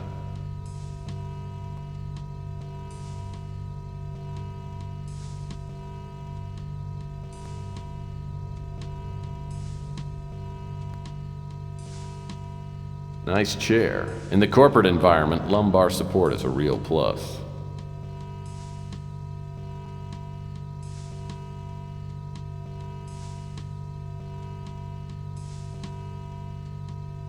Unless some prankster swapped nameplates, this was Ava Shanzi's desk.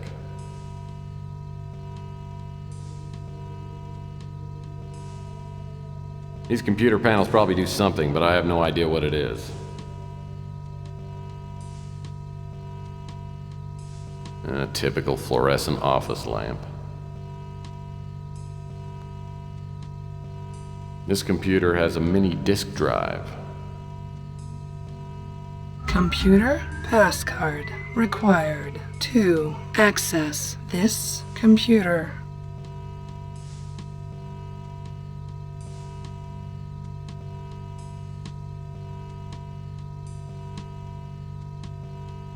Whoa, what have we here? A computer access card. Warning. Security sweep will begin in 5 seconds.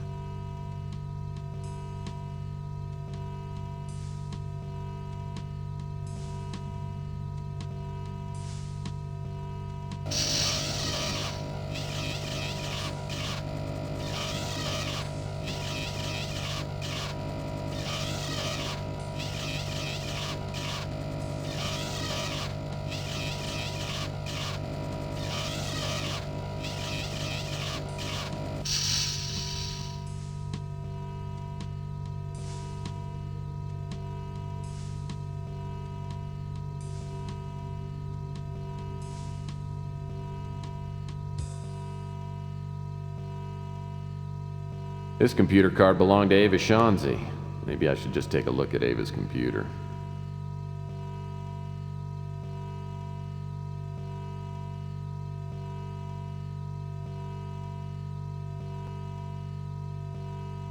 Thank you. This computer has a mini disk drive.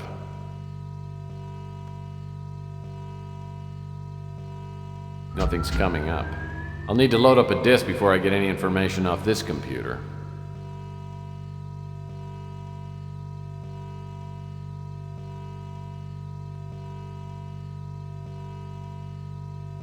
These computer panels probably do something, but I have no idea what it is.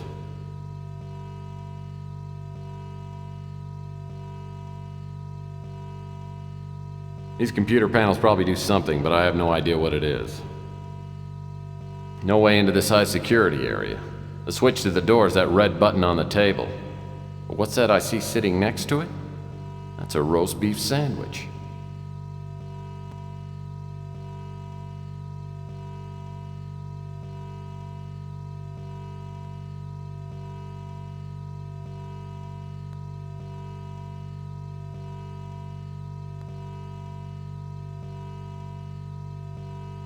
No way into this high security area.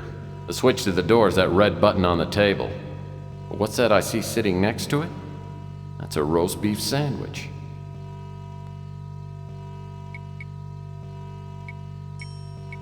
The air vent looks like it could be removed with a hex wrench. The opening isn't big enough for me to get through, though.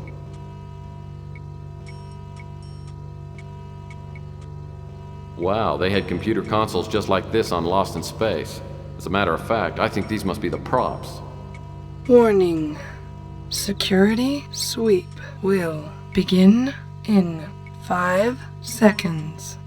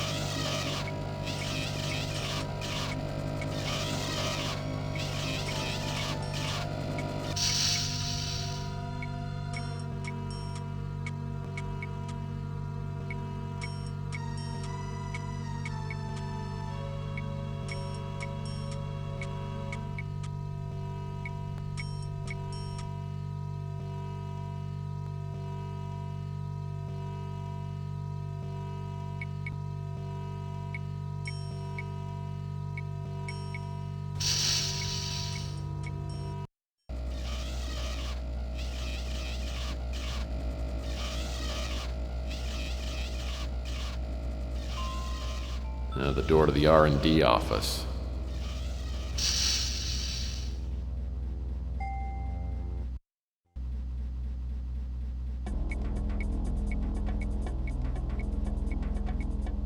I have no idea what these things do, and I'm not sure I want to know.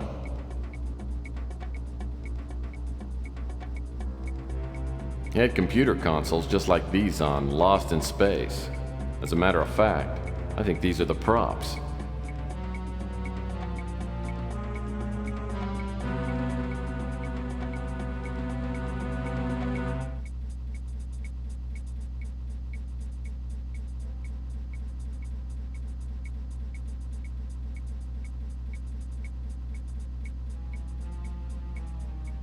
Boy, whoever sat here was really good at tic-tac-toe.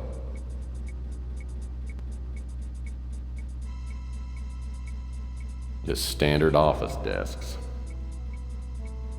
The consoles seem to be working, but they're inaccessible.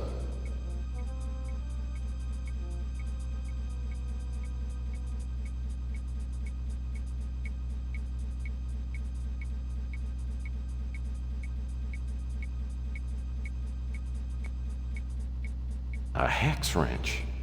I've got an idea this will come in handy.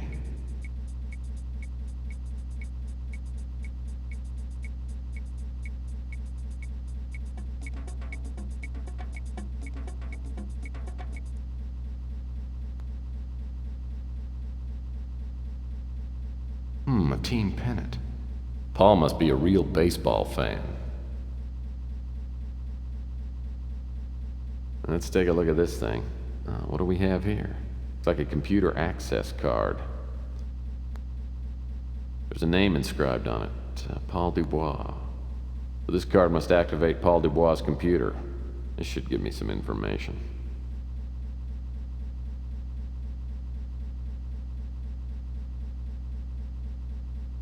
Judging by the stains in this mug, its owner was a standard bearer for the coffee generation.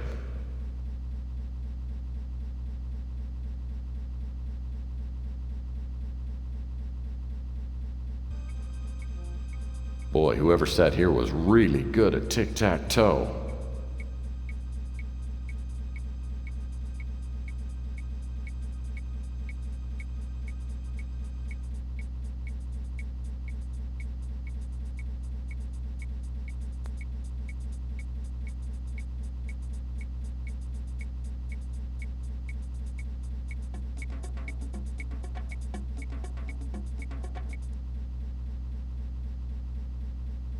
According to the nameplate, this desk belonged to Paul DeBois.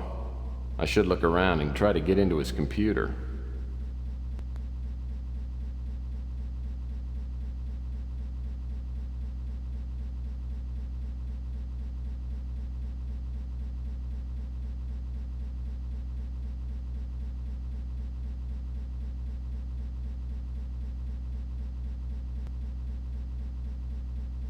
I love finding unlocked drawers. Nothing else left in here. I love finding unlocked drawers. Nothing else left in here.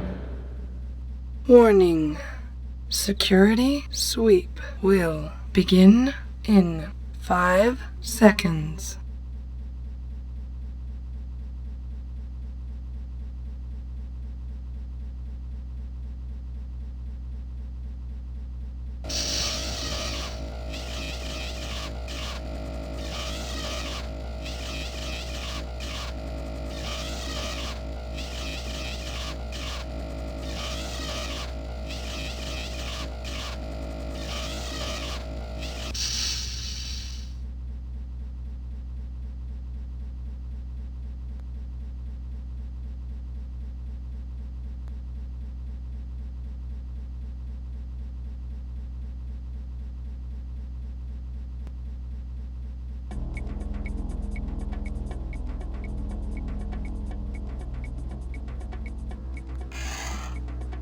Nothing else left in here.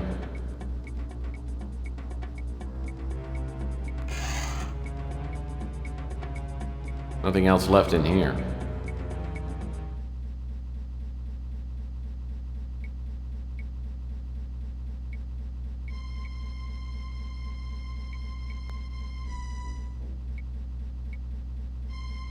I should turn on the computer first.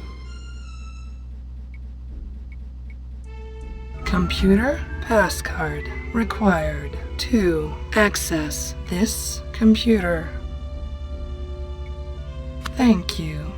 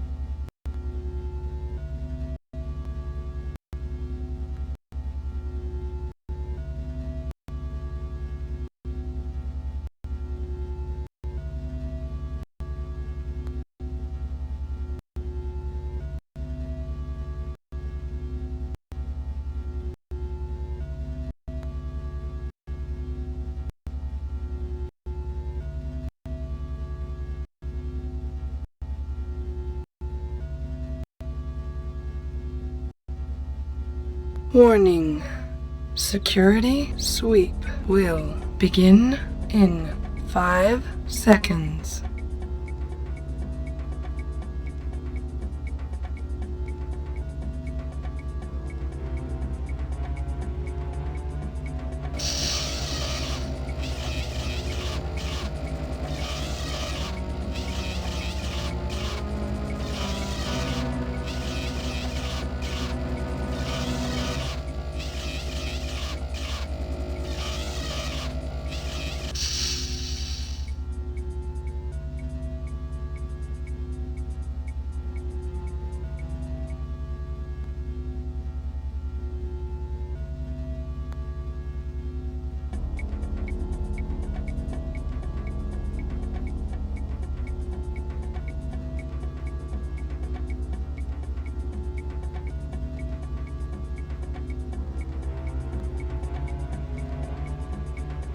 Boy, whoever sat here was really good at tic-tac-toe. What a cute little TV. I wish I'd found this little sucker a couple hours ago. Now I've missed all the good soaps. It's like the TV has no reception capability. It's set up to run only when hooked to a laserdisc player.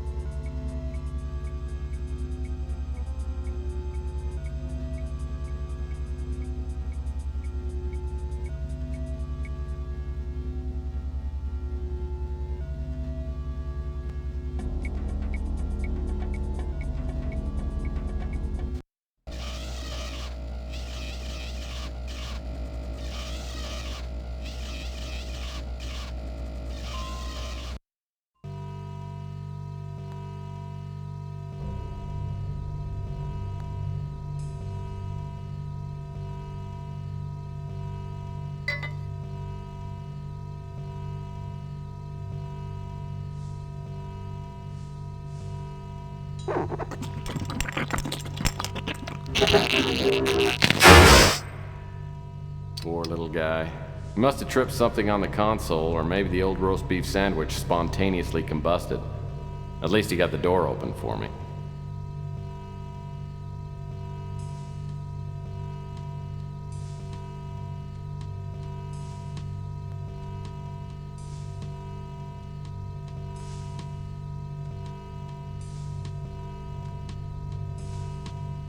Just standard office desks.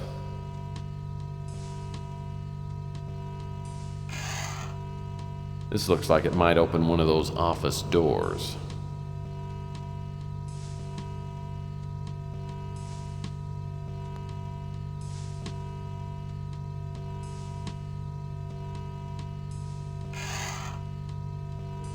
This laserdisc is titled, "So You're Starting a New Job at GRS," narrated by Marcus Tucker. Oh, there's a scratch on the laserdisc. I wonder if it still works.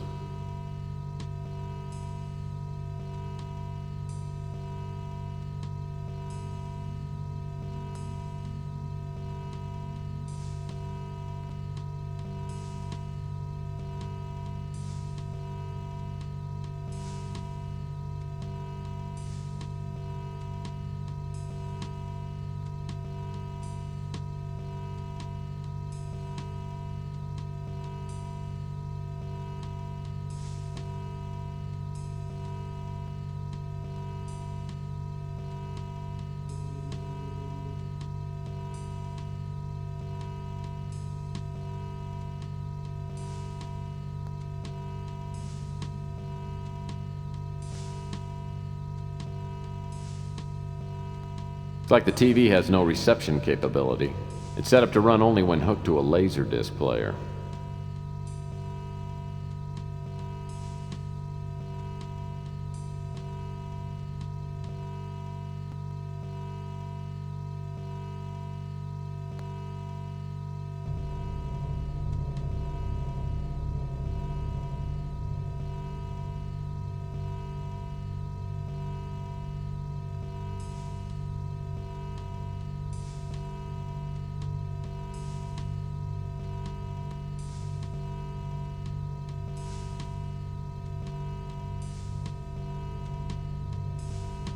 Looks like a minidisc. Something tells me I ought to see whatever's on it.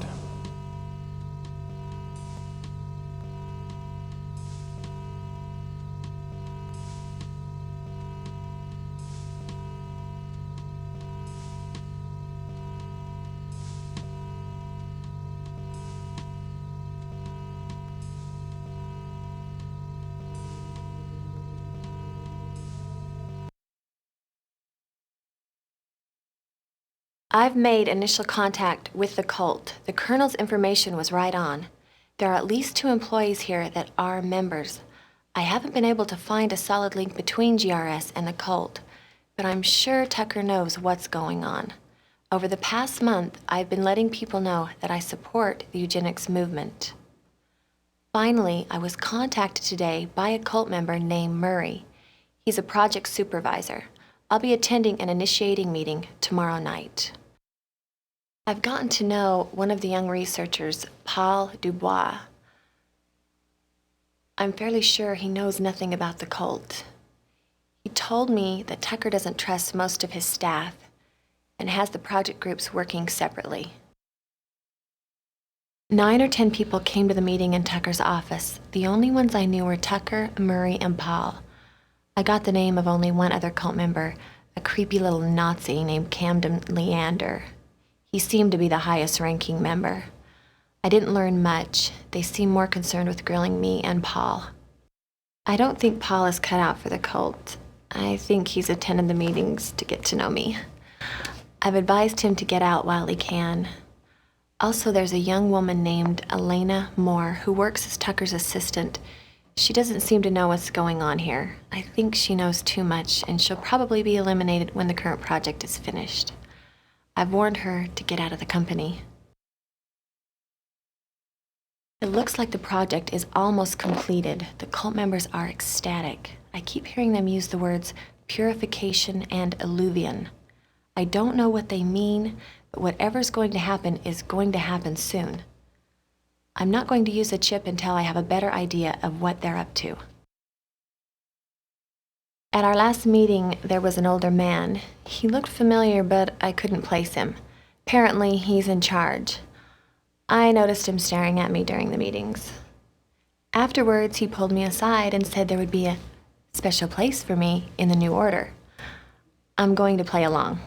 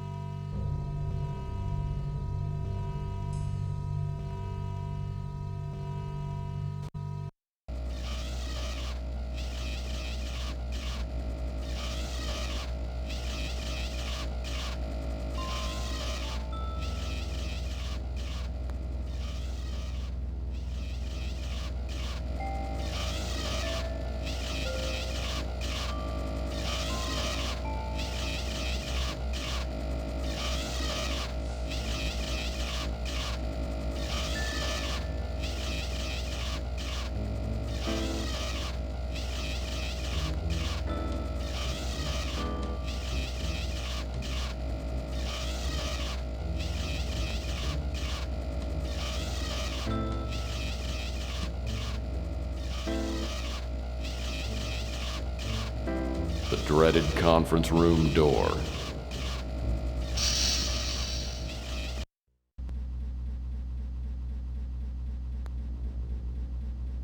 This desk looks like a mate to the conference table.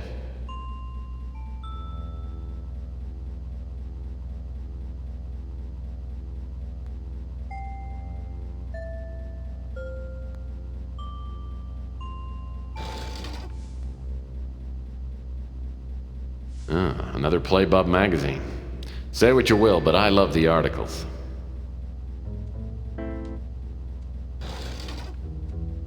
Oh, it's an electronic shop laserdisc player. Chintzy, but it looks like it works.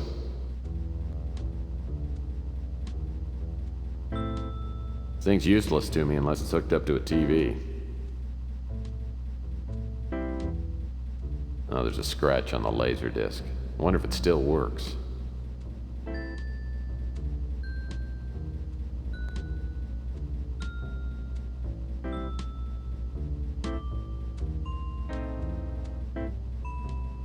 If I just had a TV hooked up on the laserdisc player, I'd be in good shape.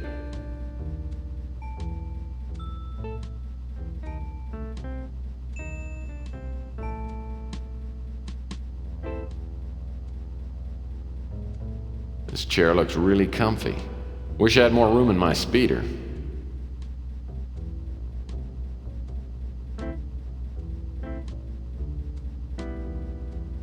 My home movies would look great on that screen.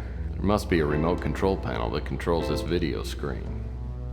Maybe it's somewhere on the conference table. And Papa Bear said, "Someone's been sleeping in my bed."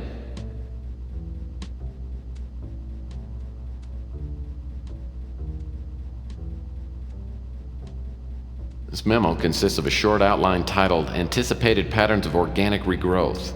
Topics listed below include effects on marine life, risk of vegetation contamination, and possibility of inherent immunity?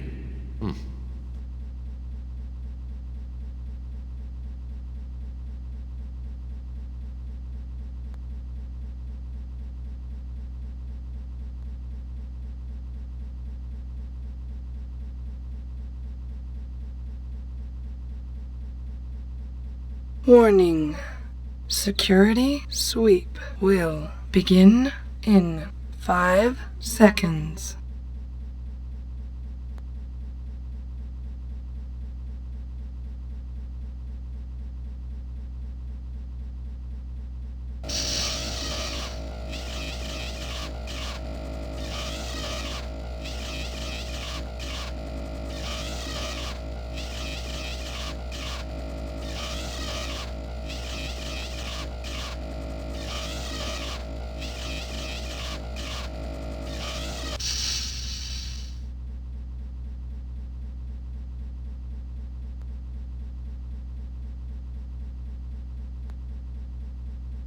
The cabinet doors are locked. Maybe there's something worth finding inside.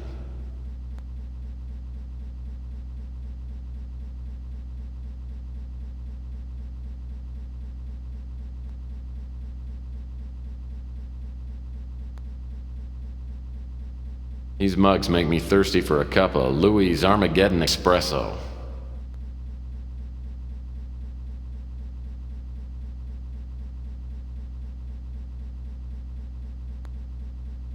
Some kind of remote control pad. Probably controls the audio-video display.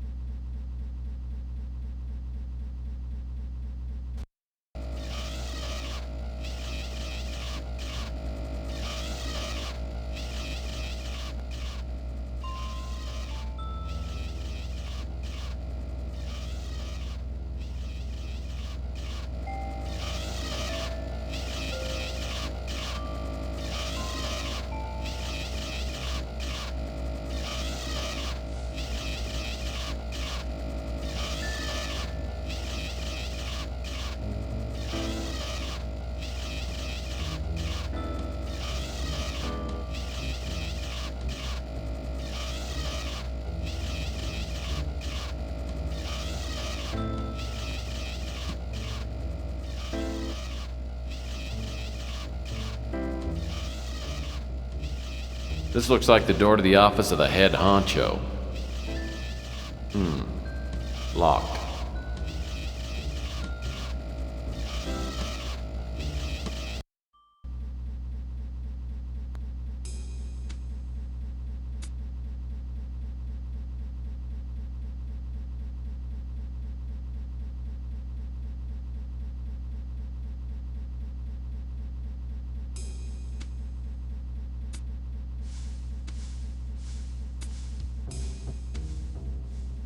This panel must control access to the safe. Looks like it's a voice-activated ID system. My guess is that only Marcus Tucker's voice will work on this system. to access the safe. Please prepare for voice ID verification. Please speak your name now.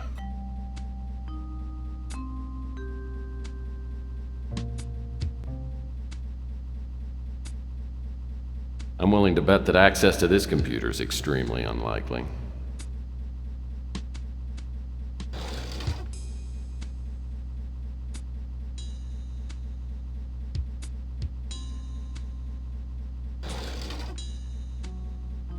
An old-fashioned red tip wouldn't match. My Zippo's out of fluid. Maybe I should keep this around for an emergency light.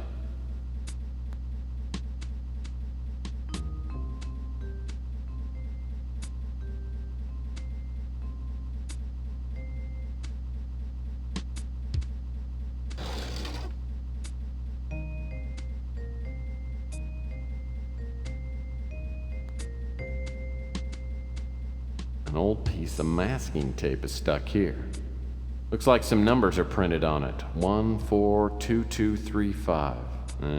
Probably doesn't mean a thing.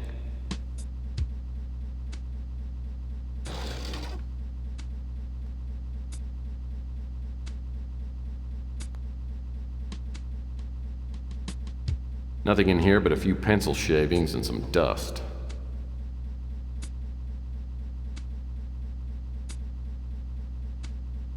Warning.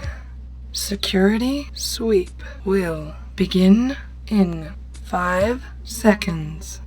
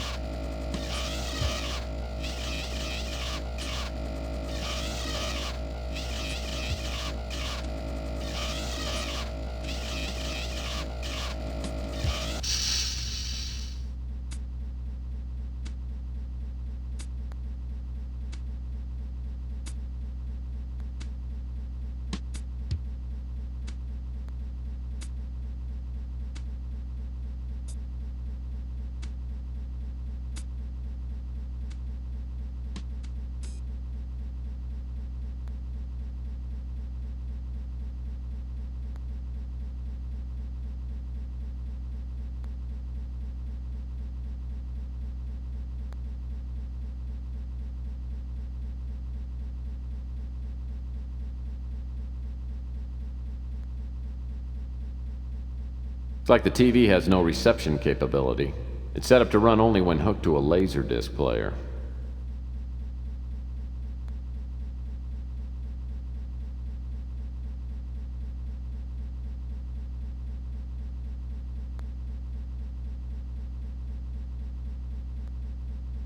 Hello, I'm Marcus Tucker.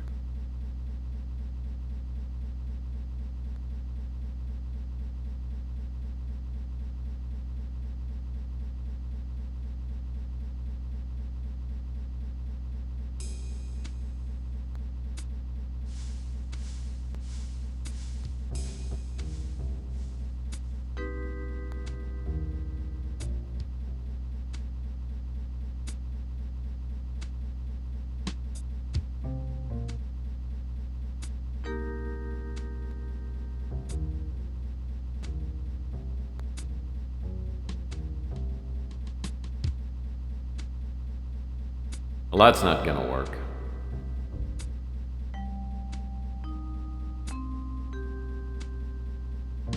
Plastic plants always add that special touch to a room.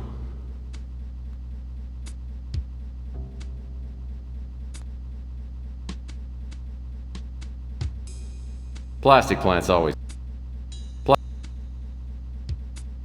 Plastic plants...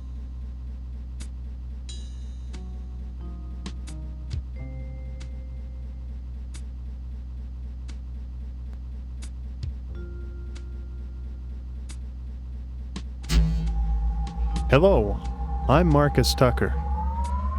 Hello, I'm Marcus Tucker.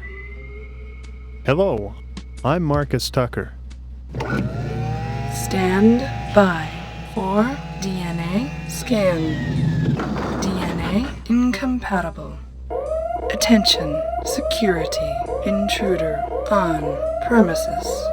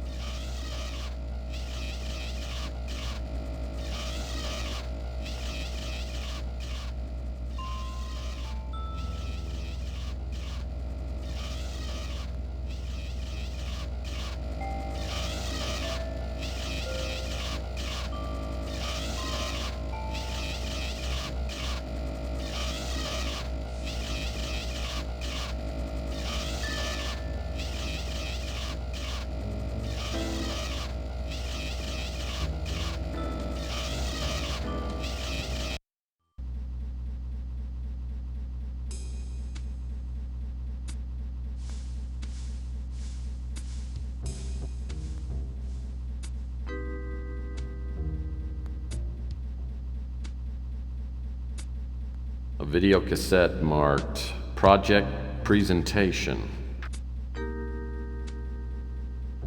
Looks interesting, but I'll need to find a video cassette player.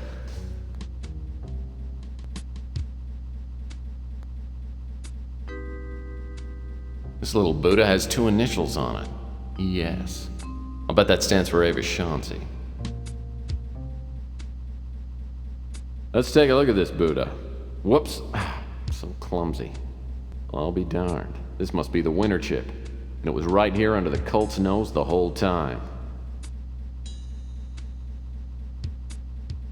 This must be one of the winter chips the Colonel referred to.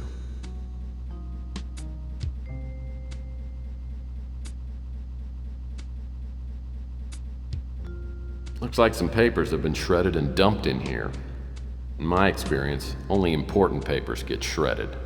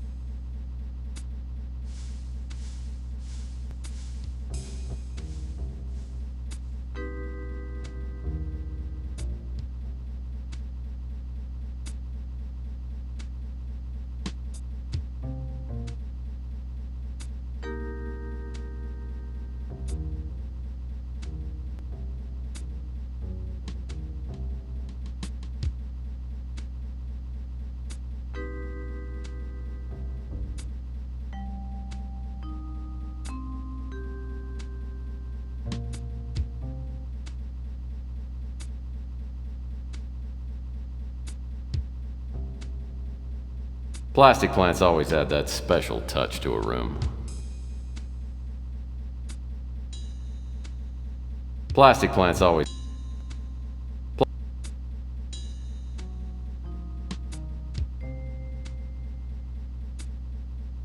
This panel must control access to the safe. Looks like it's a voice-activated ID system. My guess is that only Marcus Tucker's voice will work on this system. Warning. Security sweep will begin in 5 seconds.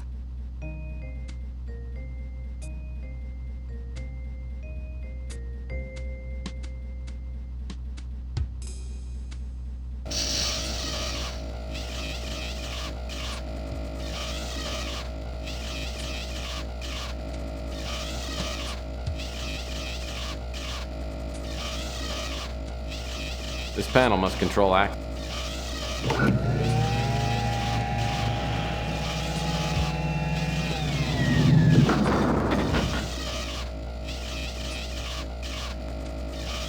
Something tells me I'll find some answers behind this door.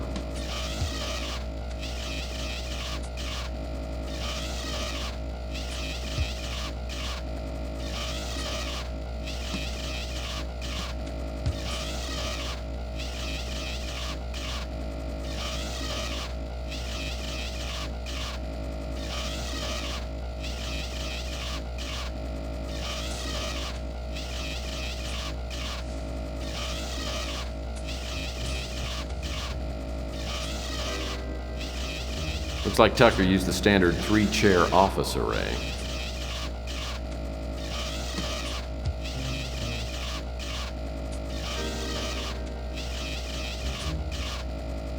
Wow, they had computer consoles just like this on Lost in Space.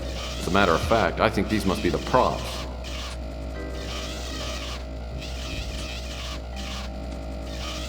These computer panels probably do something, but I have no idea what it is.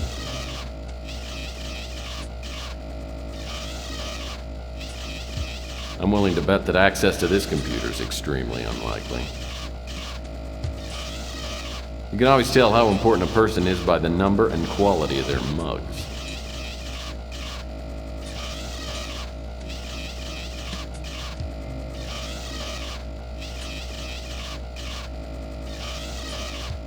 You can always tell how important a person.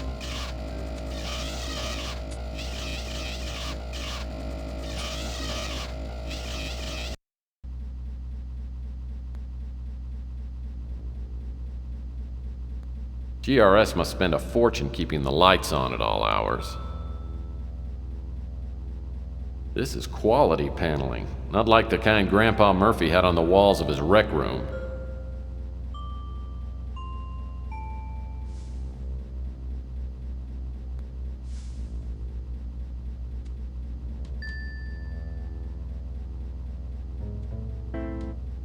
That watch's secret compartment may be the safest place for me to hide the winter chip.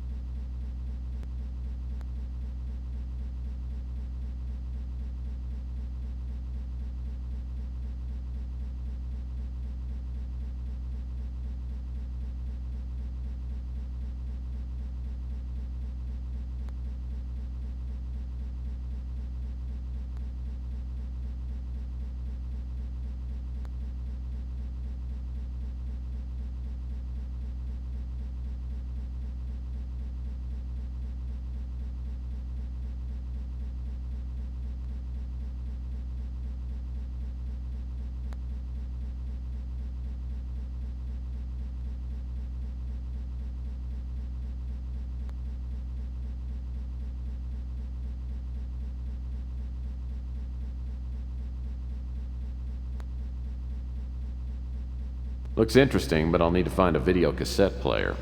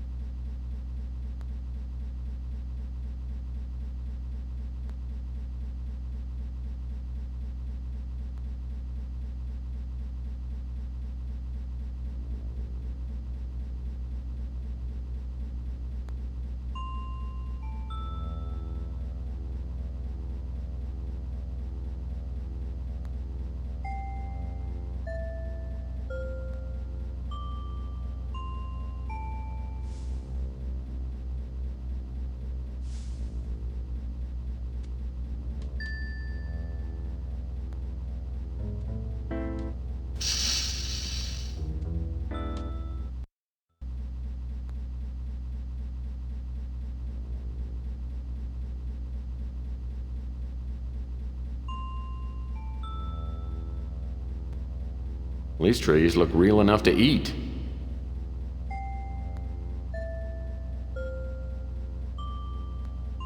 I'll bet this guy wets himself every time someone takes his picture.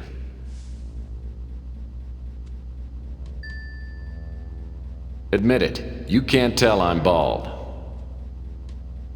Pressures of the corporate world have obviously driven this man to irregularity.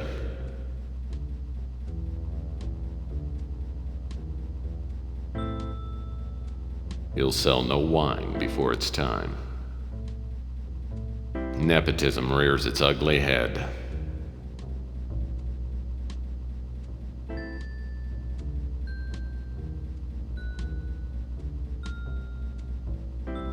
And Papa Bear said, "Someone's been sleeping in my bed."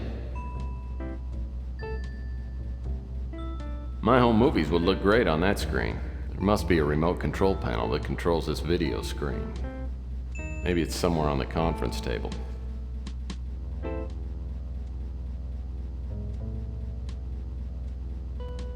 Cabinet is handcrafted oak, my favorite kind.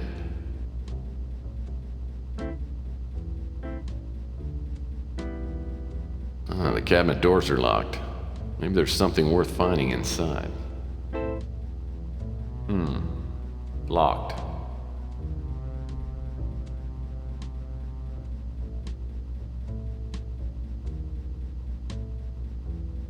Well, this must be the GRS patron saint of evil.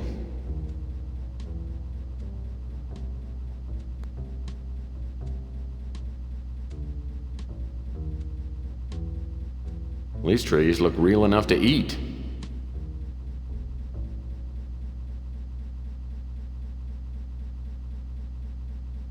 This table's solid oak. These mugs make me thirsty for a cup of Louis' Armageddon Espresso. These chairs are actually attached to the floor. Must cut down on chair thefts.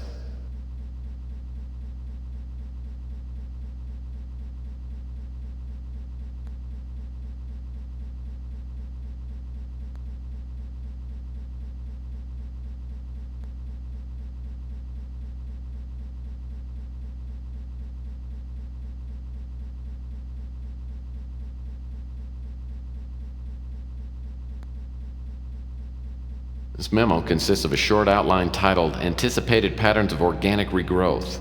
Topics listed below include effects on marine life, risk of vegetation.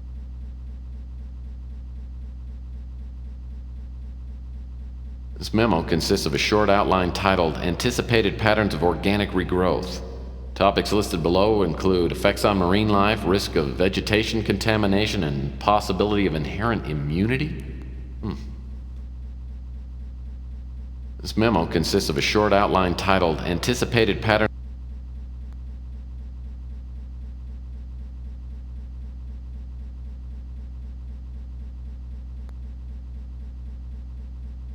Some kind of remote control pad. Probably controls the audio-video display. Well, the video screen works. Now I need to get something to actually come up on the screen.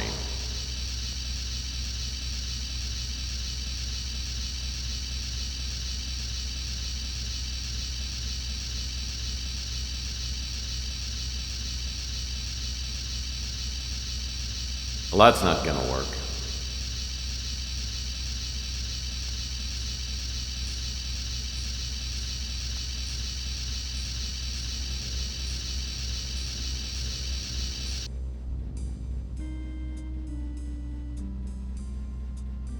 This desk looks like a mate to the conference table. Lamp adds a nice touch. This chair looks really comfy. Wish I had more room in my speeder.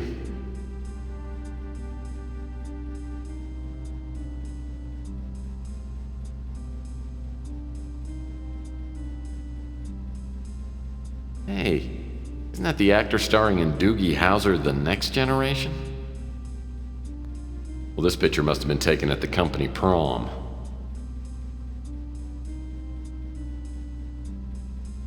This picture speaks volumes of therapy. I'm surprised this guy didn't pose with his favorite weapon.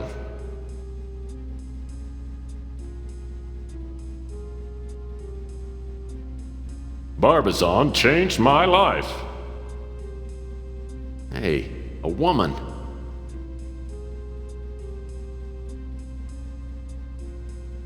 Well, I hate my job. What I really want to do is sing and dance. Hey, that's the creep that tried to pick me up in a bar a couple of months ago.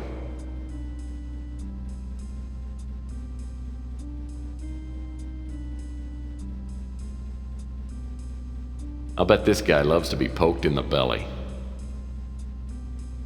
This is probably the guy the whole office played practical jokes on. Something tells me this guy slid all the way to the bottom of the corporate ladder.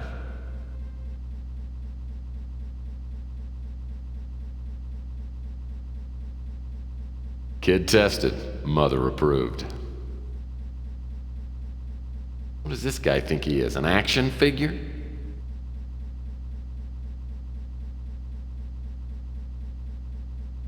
These trees look real enough to eat.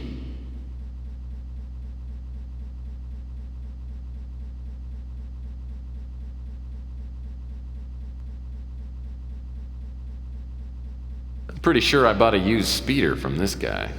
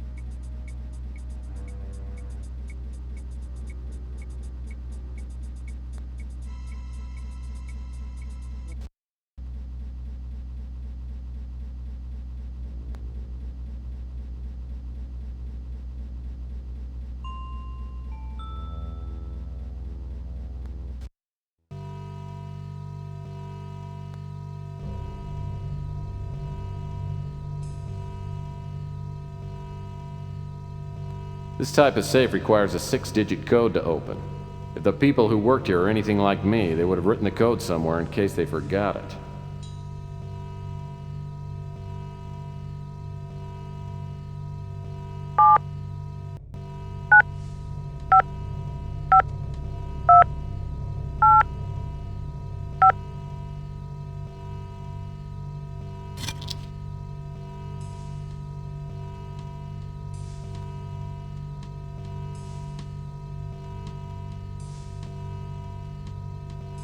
I wonder what's in that vial. It says cigarette viral powder. Viral powder for cigarettes? A cigarette load is a classic practical joke, but this is ridiculous.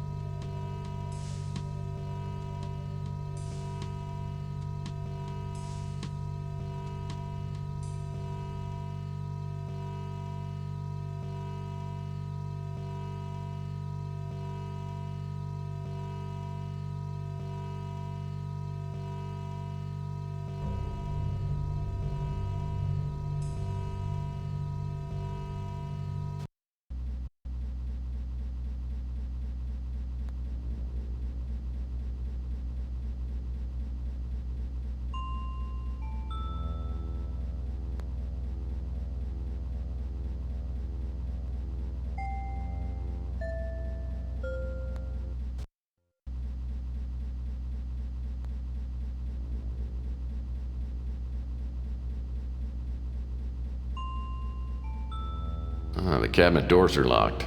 Maybe there's something worth finding inside.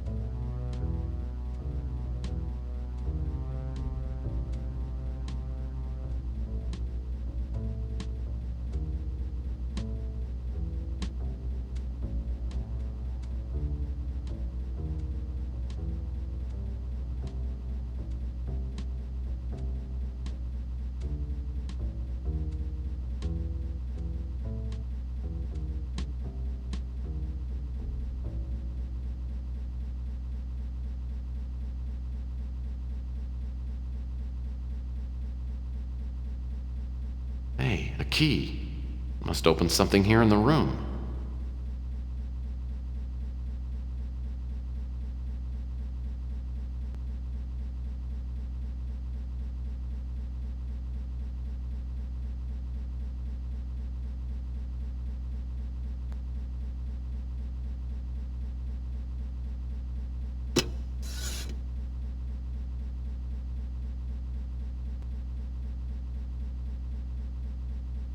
Looks like a state-of-the-art VCR.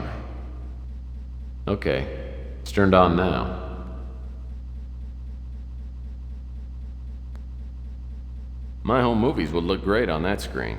There must be a remote control panel that controls this video screen. Maybe it's somewhere on the conference table. Looks like a state-of-the-art VCR.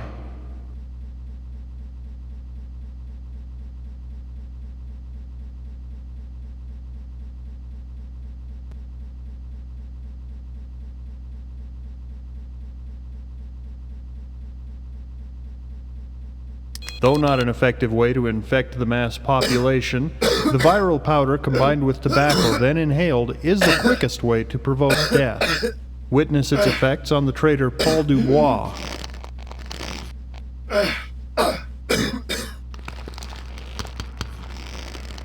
On a larger scale, the virus can be introduced into the upper atmosphere by means of dispenser satellites. With proper flight path alignment and a minimum of 100 dispensers, Earth's atmosphere could be thoroughly saturated within 12 hours. Once in the atmosphere, the viral molecules bond to condensing moisture and create a seeding effect. The ensuing rainstorms would bring the virus down to the planet's surface. As we have witnessed, the effect of the virus is almost instantaneous, and the entire fauna population of the Earth should expire within several days at most. While this method of extermination is thorough, its residual effects are significant. The atmosphere will continue to cycle the virus for years until natural decay and filtering cause the viral strain to become a negligible portion of the atmosphere. We estimate that this process will require a minimum of 30 years to complete.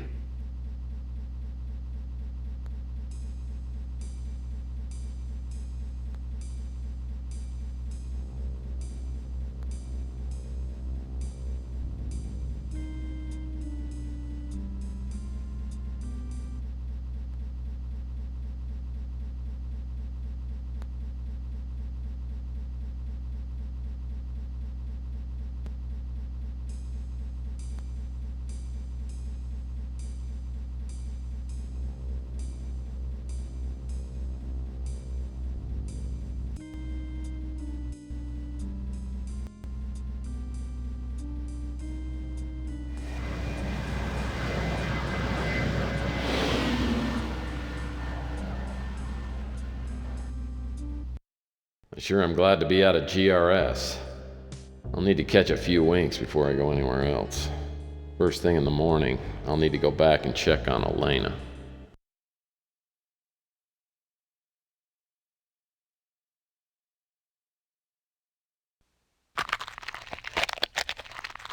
There's been a change in plans. You and I have a date with destiny. Let's go. It feels like I've been asleep for about 10 seconds when I hear something moving through the office.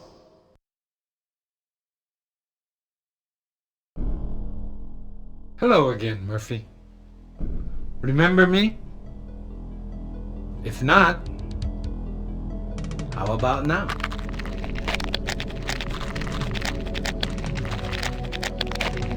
The ability to change forms is a talent I was born with. The metamorphosis is difficult to explain, but I've found it quite useful. I haven't had a chance to thank you for your efforts to our cause. You did us a great favor in retrieving the statuette. It was the last key to fulfilling our ancient prophecies. Now we wait until the appointed time. Incidentally, I've kidnapped your girlfriend. I know you're looking for a certain computer chip. Abandon your search now, and I won't harm Miss Moore. It would be a shame to kill her. Besides, it's not easy stuffing a head into one of those water coolers.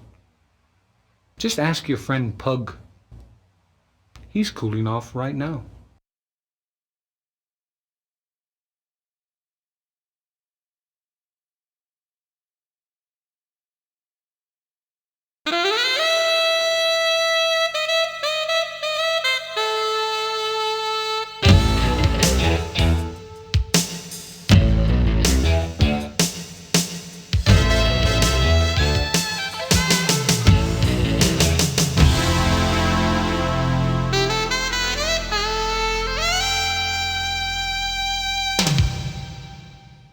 I tried for an hour to get Pug's head out of the water cooler, but it was no dice.